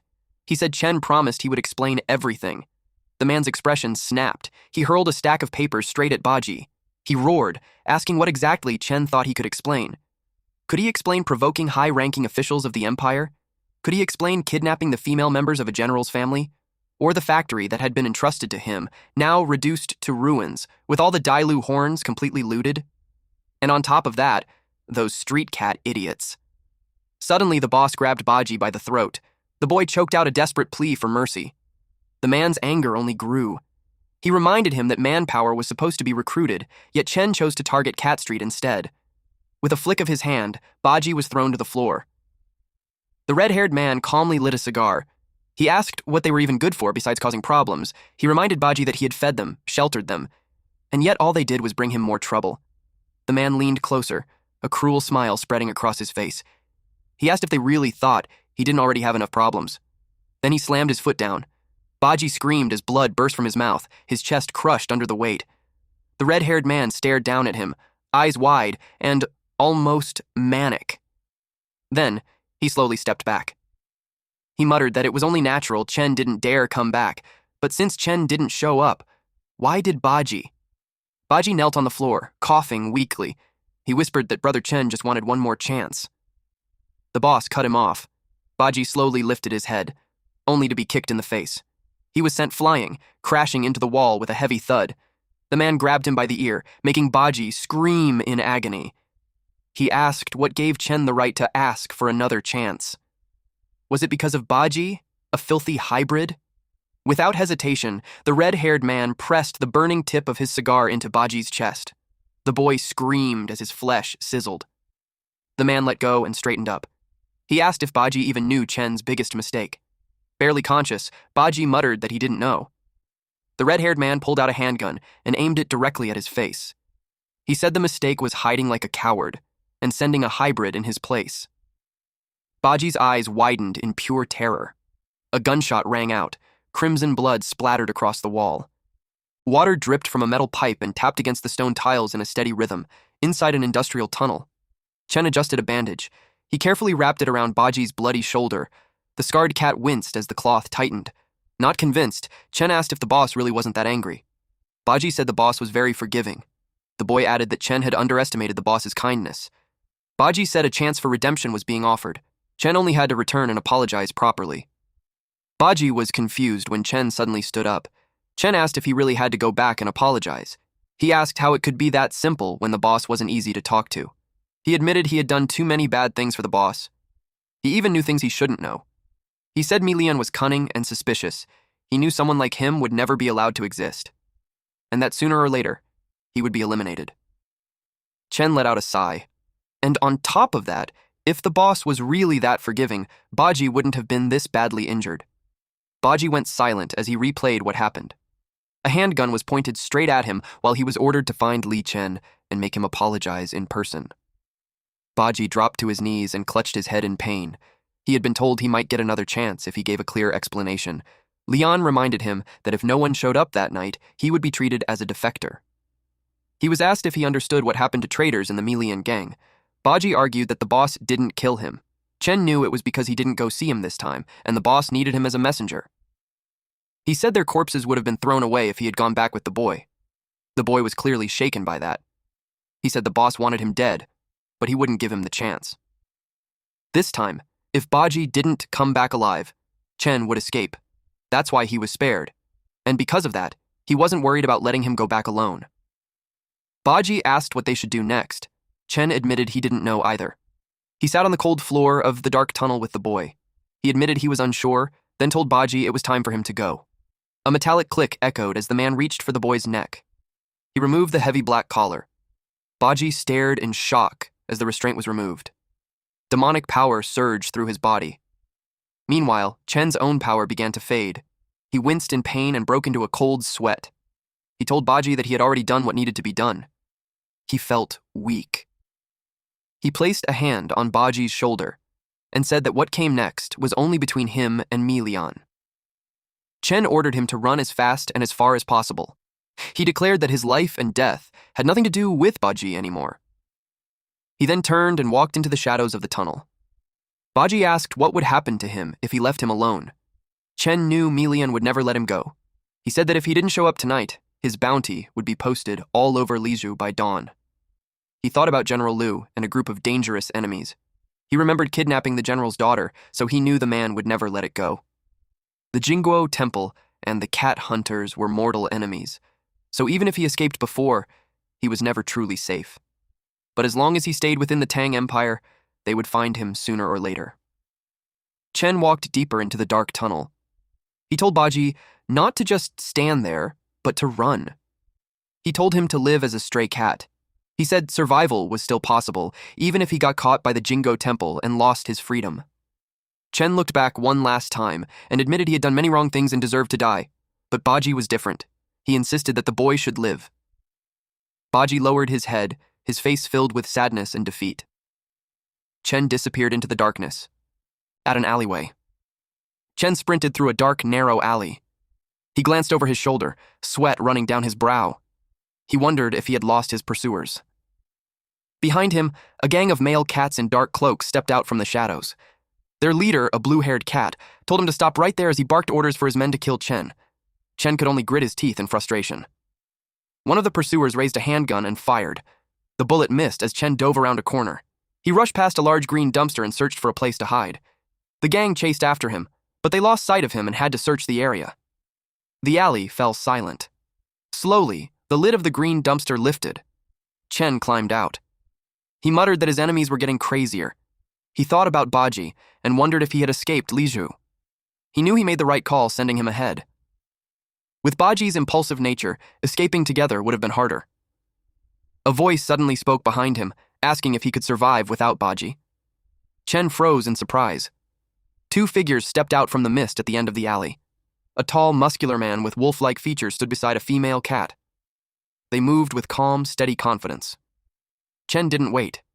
He drew his weapon and took aim. He fired at them, but the attack was easily blocked. A strange whip-like force deflected the bullets, sending sparks into the air. Chen stared in shock at his opponents. The female cat looked at him with cold, glowing eyes. Chen turned and tried to run, but a glowing green whip lashed out. The energy wrapped around his ankle and yanked him back. He slammed hard onto the pavement. The large cat stepped forward and pressed a heavy paw onto his head. They realized Chen was the one who dared touch the big sister of their cat street. He demanded to know who gave Chen the nerve. The man gasped in disbelief when he heard the name, Cat Street. The beast pulled a sharp, gleaming dagger from his belt and smiled. He warned that every kindness was repaid and every grievance was avenged. The prisoner was told to be ready to pay the price for his actions. Suddenly, the woman placed a hand on the beast's shoulder, stopping him. The beast turned his head toward the silent woman. He addressed her as Big Sister, and asked how the man should be dealt with. Chen was stunned to see the big sister of Cat Street. Then he remembered the trafficked cats. She had been one of them. She said they would handle things according to Cat Street's rules. They were known as Cat Street, one of the 4 major folk powers in Liju. The next day, the sun rose over a grand traditional complex. Lai held an invitation from Cat Street. A small cat girl in a maid outfit smiled at them. She explained that the invitation was a token of gratitude for being saved earlier. She invited them to visit Cat Street. Guishen looked concerned. She said Cat Street was not a good place for cat handlers. Lai asked why. Even if the name Cat Street sounded normal, it was one of the largest gathering places for cat demons in all of Liju. It was known as a paradise for stray cats. Lai wondered if the Jingguo Temple had ever done anything about it. Guikan said every chief of the temple had considered an investigation. But even after many years, Cat Street still remained. She didn't expect that the kitten they saved on a whim was actually from Cat Street. The cat girl blushed and smiled at the group. Lai asked if she was a stray cat too. The girl quickly denied it. She explained that not all cats on Cat Street were strays. She said most members were like her with stable identities and jobs. She added that homeless cat demons only stayed there from time to time, but they usually didn't stay long.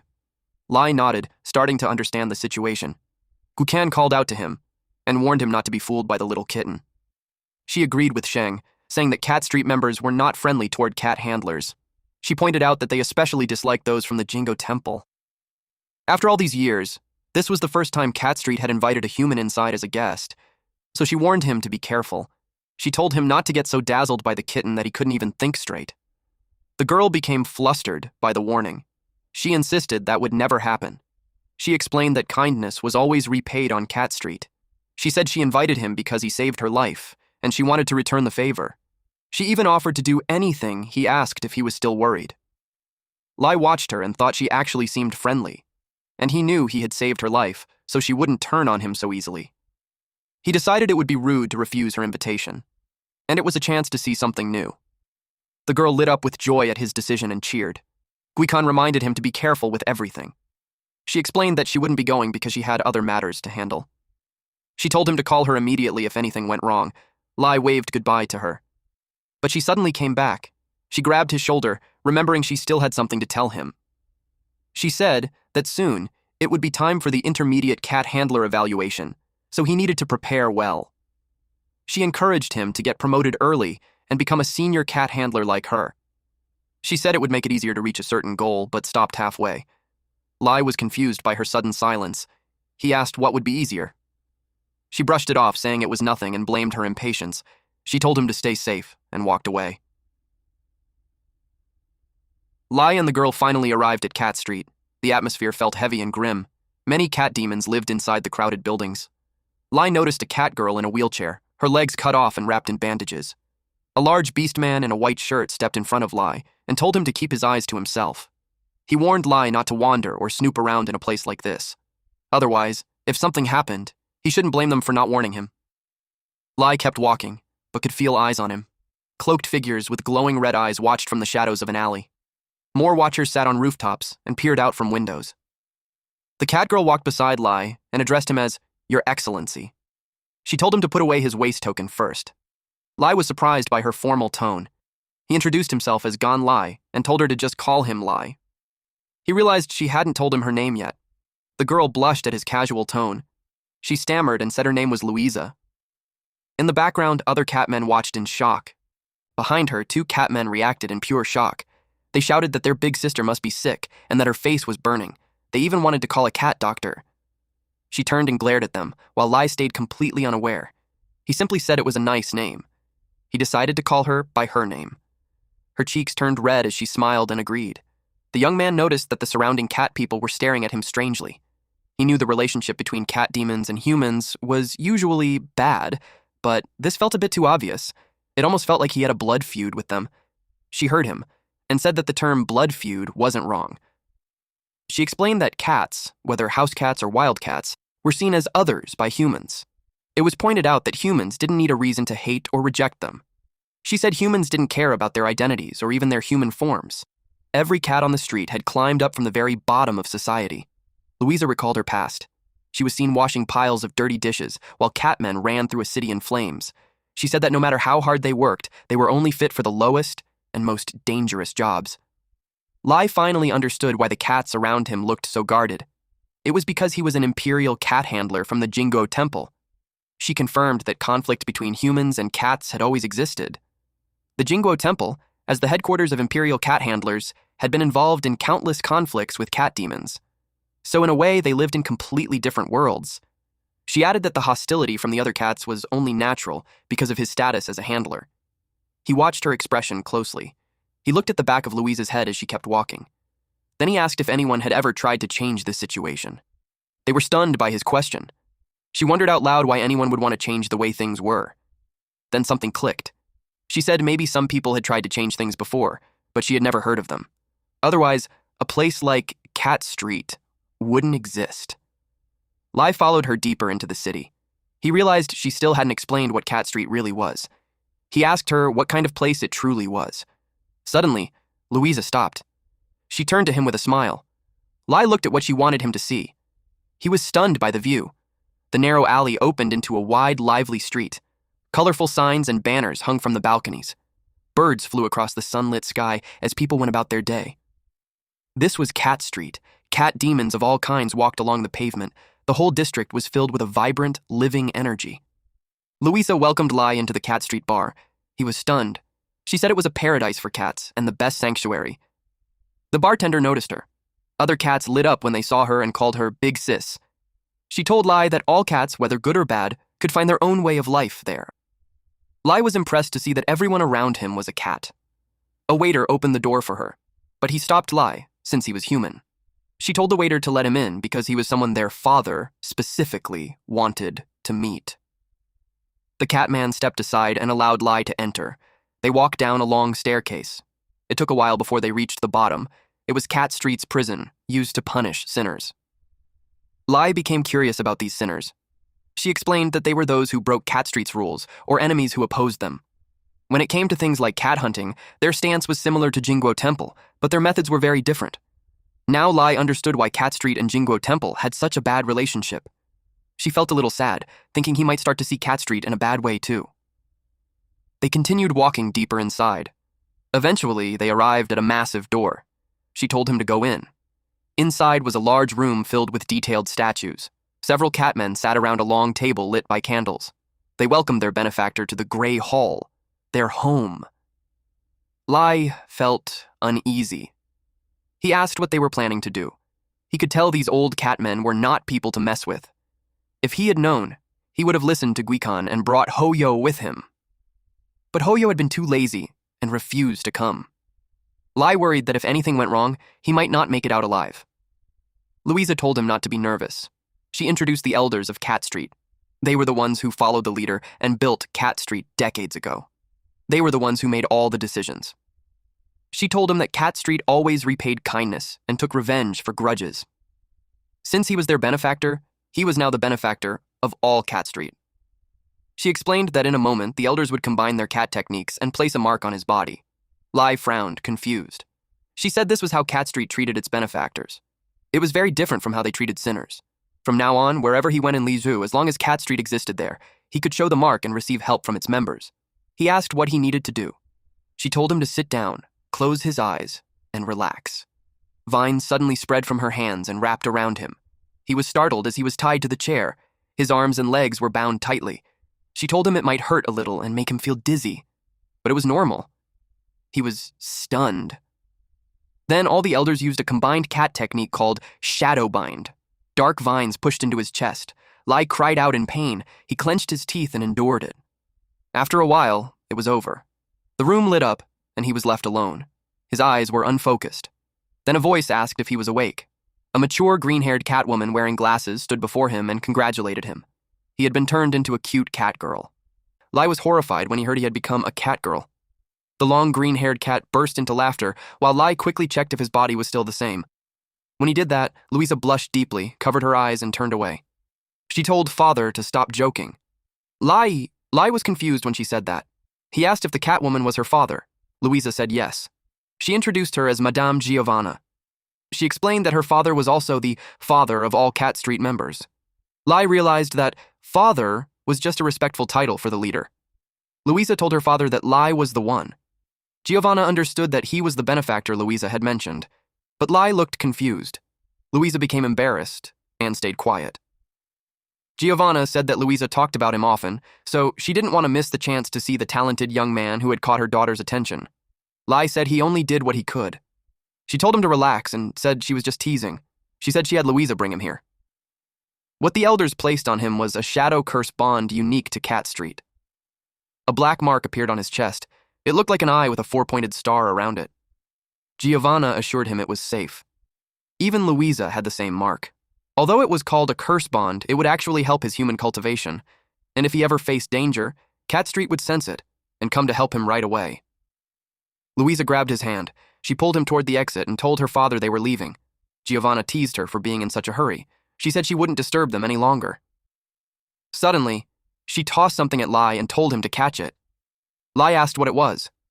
He looked at the badge in his hand. She explained that it was an identity symbol of Cat Street. With it, he could move freely through all of Cat Street's gray industries. Since Louisa said he was different, she warned him not to trust people from the Jingguo Temple. Still, she believed her daughter wouldn't lie. She hoped he could keep his true nature. She was about to mention the possibility of him betraying Louisa one day, but Lie cut her off and said that would never happen. He said deception and betrayal were not part of who he was. He added that understanding gratitude and grudges wasn't unique to Cat Street. He told her his attitude toward cats would not change easily. He had already proven that from the moment he saved Louisa. Giovanna was stunned by his resolve. After they left, Giovanna asked everyone what they thought, even though the chairs looked empty. The elders suddenly appeared. One of them said Lie was an interesting young man. He noted that Lie didn't seem aggressive, but his inner will was much stronger than it looked. An elder with a scar over his right eye said Giovanna's warning was unnecessary. He believed the boy had already figured out the path he wanted to walk long ago. Even so, another elder questioned whether it was worth it for Cat Street to go this far for him. The elder sitting across from Giovanna reminded her that since Cat Street was founded, no cat had ever become a human's subordinate. Any cat who formed a contract with a human guardian would be expelled from Cat Street, let alone someone chosen as a successor. Giovanna asked them if they knew what Louisa had told her. Louisa said that Lie was different. She believed he was exactly what Cat Street had been searching for since the beginning. He was the hope to break the barrier between humans and cats. Giovanna said that before that incident, she had never seen that kind of look in Louisa's eyes. One elder sighed and said Louisa had grown up, and they would have to respect her choice. Outside the bar, Louisa apologized to Lie for her father's behavior. She told him not to take those words to heart. Lie asked if the person earlier was her godfather. To him, the whole group felt like a mafia. Louisa explained that her father was a foreigner, and she used to belong to a mafia family overseas. Later, she and some of her family came here and built Cat Street together. She said that cat society was very different from human society. Keeping order required not just rules, but real power. The hierarchy among cats was based on the absolute gap in strength. Lie became curious. He asked if a level 5 cat was very strong, and what kind of position they would hold. Louisa answered that in all of Cat Street, only her father had reached that level. She explained that cats at that level rarely stayed alone, and they almost never joined groups like Cat Street. Even someone who had just reached level 5 could easily become the leader of their own faction. Any wild cat that reached level 5 would break past territorial instincts and form a cat village or even a cat town. She said that years ago in Lizhou, a level 5 cat demon tried to build a cat town. But before it could grow, Jingo Temple sent a large army and wiped it out. Tens of thousands of wild cats scattered in fear. Lie was shocked. Their conversation was suddenly interrupted by a commotion. Louisa asked what was happening, and Lie suggested they go check. Several men were kicking someone on the ground. The man on the ground noticed them. He begged them not to kill him. Then he arrogantly shouted for Jingo Temple to come and save him. Lie froze in place. The man added that he had important information to report to the Jingo Temple. Those cats noticed their big sister. Louisa glared at them, and they immediately fell silent. Lie recognized the man on the ground as Li Chen and asked why he was there. But one of the cats interrupted and warned Lie that since he had entered Cat Street, he should mind his own business. Lie turned to Louisa. He asked what they were doing. She told him the man belonged to Milian. After Lie saved him before, Cat Street had been tracking him and finally caught him a few days ago. Chen tried to speak, but a cat kicked him for interrupting their big sister. Lie was shocked. Chen fell to the ground. Louisa said that Cat Street was different from Jingguo Temple. Lie looked uneasy. Louisa and the large cat both stared coldly at Chen. She said that Chen had harmed them before and that he was a professional cat hunter from the Milian gang. For people like him, there was only one ending in Cat Street. Another hooded cat pulled out a dagger. He moved to strike Chen, but Lie rushed forward. Suddenly, someone told the cat to stop. The cat paused and looked at Louisa for orders. She gave a small nod, so he stopped. Lie helped Chen up. Chen tried to speak to the representative of Cat Street. He said he was sorry for what he had done before and claimed he was no longer part of the Milian gang. Louisa frowned. Lie asked what this Milian gang was. He remembered Chen saying he had something to report and asked if it was about them. Chen recognized Lie and found it ironic that a professional cat handler from Jingguo Temple had never heard of the Milian gang. Louisa explained that, like Cat Street, the Milian gang was an independent armed group founded by the cat hunter leader Maximilian, separate from the Jingguo Temple. But unlike them, they treated cat spirits as tools for profit and didn't care about their status. Lie was shocked by this. He remembered the trafficked cat demons. Chen confirmed that the Milian gang was exactly that kind of organization. Lie thought about Chen's cat, but he realized the cat wasn't with him, so he asked where he was. Chen said Baji wasn't there. Chen admitted he had made many mistakes and knew he had to pay for them. He accepted being hunted, but said Baji was innocent and shouldn't suffer for his crimes. Lie was stunned. He realized he had let Baji go, and he praised Chen for it. He felt relieved that Chen wasn't like the others who treated cats, even their own, as tools. Chen said that Baji was his cat, and as long as he stayed with him, even for one day, he had to treat him well. He didn't care what others thought of him, but Baji was someone he would protect to the end. That made Lie smile. He asked Chen what kind of help he needed. He asked if Chen wanted him to pass the Milian gang's information to the Jingguo Temple in exchange for protection, or if he wanted to use the temple's power for revenge. Chen was speechless. He felt relieved, as if the heavens hadn't abandoned him. He knew he should have died long ago, but there were still things he needed to settle. He also knew that the Jingguo Temple strictly controlled the illegal capture and enslavement of cat spirits, and that made it the perfect choice. Meanwhile, in another setting, Geekin received a call while soaking in a bathtub. She asked Lie why he was calling so late. His answer shocked her so much that she slipped under the water. He told her he had found the locations of 4 large illegal antler stone processing plants, along with a weapon factory that had enslaved over 1,000 wildcats. The scale was too big for him to handle alone, so he asked for her help. Meanwhile, Lie stood on the phone and waved goodbye to Louisa. He asked Guican if she remembered the illegal cat hunters they encountered before. Cat Street had been investigating them, and Louisa had given him detailed information about the forces behind them. It all pointed to a group called the Milian Gang. Guican asked where he was and said she would send people right away. She moved quickly and grabbed Sheng without warning. This was the perfect chance for a promotion. With a case this big, even if they only got 30% of the credit, it would still be enough for her to move up. After settling things, Lie ended the call. Now, his plan was to hide Chen's identity from the Jingguo Temple and keep him safe. Chen had once been a trusted member of Milian, so he assured Lie that the factory locations were accurate. He reached out his hand and told Lie that once everything was over, he would become his agent and handle things Lie couldn't deal with personally. Lie shook his hand and said it was a pleasure doing business with him. Under the full moon, at one of the factories, helicopters flew across the night sky as chaos unfolded below. Soon after, armored vehicles rushed forward at high speed toward the factory, preparing for action. A soldier warned them to stop the vehicle, saying the area ahead was within the factory's internal radar range. The vehicles stopped immediately. Lie looked down at the massive facility and was shocked by its size. Guizan proudly spoke about her status. She said that even a quasi-senior was still a senior, and there were fewer than 10 spirit cat handlers like her in all of Lizhou province. With her rank, she rarely faced trouble. She added that aside from Jingguo Temple, even the royal army would support her if needed. A report came in saying that an unusually strong energy signal had been detected beneath the factory. A soldier in the helicopter confirmed that the final illegal factory site had been located. It was about 20 meters below the target area. Based on radar, there were at least several thousand tons of high-quality antler ore stored underground. The total value could easily reach hundreds of millions. Lie and Guican were stunned. She grabbed his shoulder. She told him that the two of them would land there, while the rest stayed on standby. She planned to enter the combat zone from the ground. But Lie refused and tried to persuade her that there was no need to rush. He suggested landing first and making a plan, but before he could finish, she grabbed him. She jumped. He screamed as they fell through the air.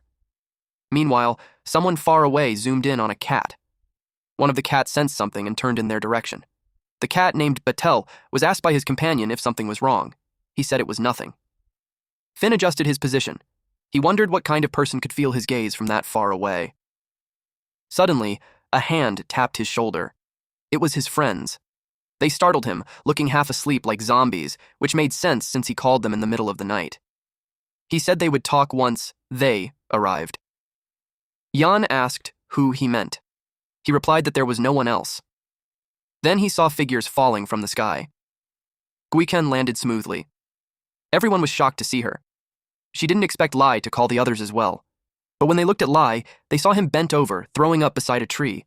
Yan complained that this was the person Finn had been talking about. Lie was still dizzy from the fall. Finn became serious and asked what exactly was buried under that factory. He didn't expect Lie to ask for help and also bring Guican along. Lie said he would keep it brief. He explained that the gang they had taken down before had a base beneath the abandoned factory. He added that the leader was Mi Lian. Ajin was startled when she heard the name. Finn asked if she knew him and if he was someone important. She hesitated for a moment. Then she said he wasn't just anyone. If Lie was telling the truth, then Mi Lian was the founder of the Milian Gang, the largest underground force in Lizhou. He had ruled the underworld there for 20 years. Finn and the others were shaken. Since they weren't from Lizhou, They couldn't fully grasp it. But for her, Milian was a name she had heard since she was a child. He was once wanted in an international spirit cat trafficking case. It was said that, at the time, a special-grade spirit cat user from Jingo Temple took the case and fought him alone. After 3 days and nights, the man returned empty-handed, and the case was dropped. Later, that same expert had to rest for half a year because of his injuries. Everyone was stunned. A special-grade spirit cat user was someone who controlled a level 5 spirit cat, and yet someone like that had been injured by a criminal like Milian. But what shocked them even more was they had been called out in the middle of the night to deal with someone like him. Guisan told them not to lose confidence. They would strike in the early hours when everyone was asleep. Meanwhile, Milian waited, wondering when they would make their move. He smiled. He asked Baji what he thought. Baji was tied up, hanging by his arms. His body was covered in wounds. At the factory. It was a quiet night. The cat workers kept working. A large cat walked around, making them uneasy. The large cat entered a room. He reported to the boss that the goods had already been delivered. In at most 30 minutes, their men on the perimeter would be ready for combat. Milian called them a bunch of idiots. He said they must think he was easy to deal with. He added that, if it were that simple, he would have died at the hands of those Jingo Temple dogs long ago. Batel noticed something. He turned to Baji. Milian asked how the stock in the factory was being prepared, along with the gift he had arranged. Batel said everything was ready. The truly valuable shipments had already been moved out, leaving only low-grade stock behind as bait. Once the intruders made their move, they would seal the perimeter and wipe them out completely. Milian smiled, excited to give them a game they would never forget. If Chen won the gamble, then at worst, he would just lose a few factories. But if Chen lost, Baji would die. Bombs were attached to the pole where he was hanging.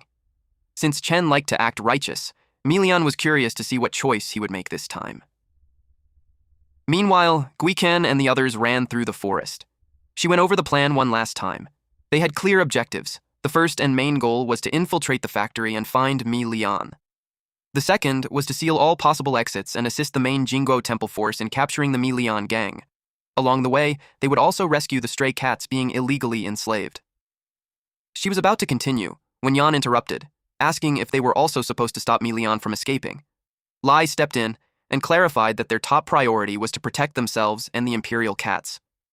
After all, based on Ajin's information, if the enemy truly had a level 5 royal cat, the situation would be extremely dangerous. Inside, he felt uneasy. He was worried that things could spiral out of control. Back then, Kaisi had warned him not to use his ability carelessly in front of others, especially not in front of people from the Jinguo Temple. He had asked her why. Even though she didn't fully understand how his power worked, she knew one thing: his blood was completely different from normal humans. It carried a terrifying force that made all cat demons tremble. If the Jinguo Temple discovered that, he could end up as a test subject. At that moment, Lai pulled out his dagger.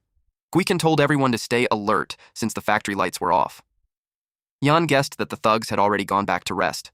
Lai smiled, realizing Chen hadn't lied. Between 4 a.m. and 7 a.m., there was a high chance the gang would be resting. Team 1, made up of Yan and Ajin, was told to move out half an hour before the main attack. Their job was to sneak into the factory, locate the stolen hawk deer antler goods, and gather information about the layout. Team 2 consisted of Finn and a brown-haired teammate. They would leave at the same time as Team 1 and guard the 2 entrances. Once the main attack began, they would guide Jingo Temple forces inside and help suppress any resistance. Team 3 was Guitan and Lai.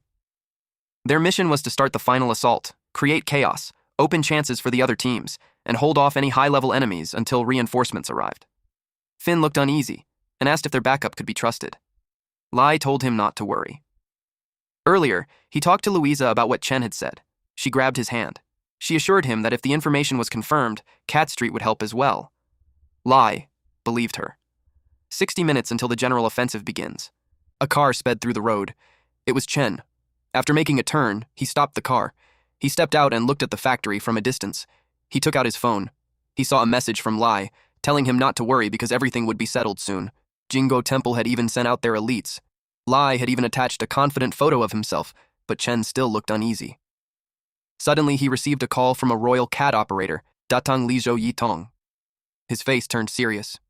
He answered the call. The voice on the other end said they had a message from Milian. Chen grew angry. He had already reported the infiltration that night, yet they were still asking for more.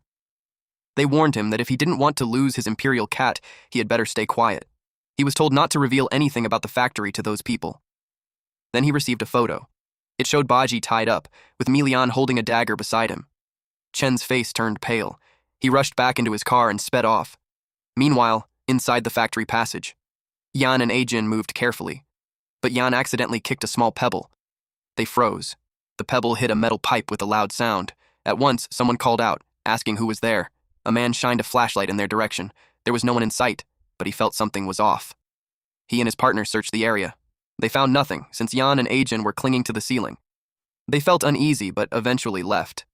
Ajin nodded to Yan, signaling it was safe. She created small platforms so they could step down quietly. They reached the ground. Yan told her to wait. She used a technique called seeking scent. She focused deeply. Her aura spread through the factory. Then she confirmed that the two guards had already moved far away. Yan knew they couldn't keep going like that. She asked how long they had been inside. Ajin said it had been 20 minutes, and they had already mapped most of the area near the factory entrance. But when it came to the location of the Dailu antlers, their instruments showed strong energy signals all around them. Yet they still couldn't find the warehouse where the goods were stored. Yan thought about it. Ajin suggested going back to the processing workshop entrance and following some workers to find the hidden goods. Yan rejected the idea. There were less than 10 minutes left before the main attack. She said they should first send the mapped data to Lie and the others outside to make sure the assault would go smoothly. As for the stolen goods, she planned to go deeper after sending the message. With her technique, Scent Search, there was no way they wouldn't find thousands of tons of antler stone.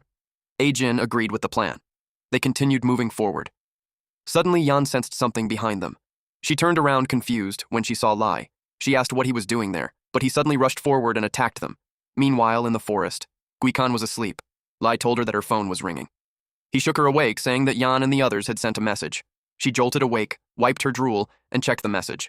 It was good news. They had successfully gathered intel near the factory entrance. She asked Lie if he remembered their mission. He said yes. They would lead the assault, break into the factory first, draw out the enemy's strongest fighters, and stall them as long as possible. He had Hu Tai, Hu Ning, and Ho Yo with him, so he believed things would go smoothly. Kaisi had told him to bring them along, even if he couldn't fully control them yet. And if everything went wrong, he still had a secret move. But he had no idea what she meant. Guikan asked why he was zoning out, then told him to get ready. She blew a whistle, and a sharp sound echoed. In an instant, the helicopters surged forward. All units were mobilized. Meanwhile, inside the factory, a few men were busy on their phones. One of them asked if the other heard something. His friend said he didn't. They looked outside, but it was too dark to see what was making the noise. Then they saw a flare. Soldiers began to move. The man quickly hit the alarm to warn everyone about the attack. Sirens blared across the factory. Milian had already been waiting for them. Finn guided Guikan on where to go. She rode on her ink while carrying Lie behind her. She spotted a target. Without hesitation, she activated her technique, cat magic, steel and ink play, ink shot isolated mountain. She hurled the pole forward. A massive explosion erupted on impact. Purple flames burst across the ground. Several thugs were caught in the blast. Lie was stunned by her attack. Then something caught his eye. More thugs were rushing toward them. Guichen said they were overestimating themselves. The next moment, those men were taken down with headshots. Guichen told Lie not to worry and to leave everything to her. She used Shung's cat law and formed a whip made of ink. She swung it. The whip split into small ink bullets. The thugs had no idea what hit them. Once struck, ink ropes wrapped around their bodies. They struggled and groaned as they were fully bound. Lie was impressed, but he still felt useless. She told him to stop thinking like that and hold on tight. She wrapped an ink rope around his chest. Then she dashed forward, dragging him along. Lie was shocked by how sudden it was, but she said speed was everything in battle and they couldn't let the enemies escape. She told everyone to keep up. They rushed into the factory. Lie took down the guards inside with precise shots. He noticed that the rendezvous point they had set with Yan and the others was nearby. Gikan confirmed it and told him to check the comms since they might reach out. She warned him to stay alert, as this place looked like the enemy's main hideout. Meanwhile, Milian watched everything on a screen. His target had arrived. Apparently, Yan and Ajin were already injured and restrained. A fake Lie sat beside Milian. She realized that someone could actually disguise himself as Lie. Her eyes shifted to Batel, standing behind Milian. Milian noticed her gaze and turned toward her. She let out a frightened scream. Her face turned pale. She was terrified of Milian and his cat. Milian scoffed. He called out to Batel, expecting him to already know what to do. Batel replied that he understood. Yan grew curious. Batel listened through the communicator, then he dropped it on purpose and crushed it under his foot. He told the other fierce-looking cats that they were moving out. They became excited at once. A thick-browed cat told Batel, whom he called Brother T, to give them the humans inside after the mission. A blue-eyed female cat wondered what she should take for herself. A large gray-haired cat said they should finish the boss's mission first. He reminded them that the boss personally sent them and that they should feel honored. He also brought up how the boss had helped them before with the cat-god covenant. The female cat stuffed a furball into his mouth to shut him up. Batel showed no emotion. He was determined to make them disappear, just like the others before them. Back to our MC, Lai told Guikan that he had received a message from Yan and the others. They said they had found Milian's location. Guikan took the communicator from him to confirm it herself. She listened, then looked toward the direction they were heading. Then she said, "Let's go." Alright, that's it for today's story. If you want the weekly chapter updates for this series, those will now be uploaded on my second channel, Manhwa Updater. So if you don't want to miss what happens next, make sure to check it out and join the update gang. Thanks for watching, stay cool, stay awesome, and I'll see you in the next one.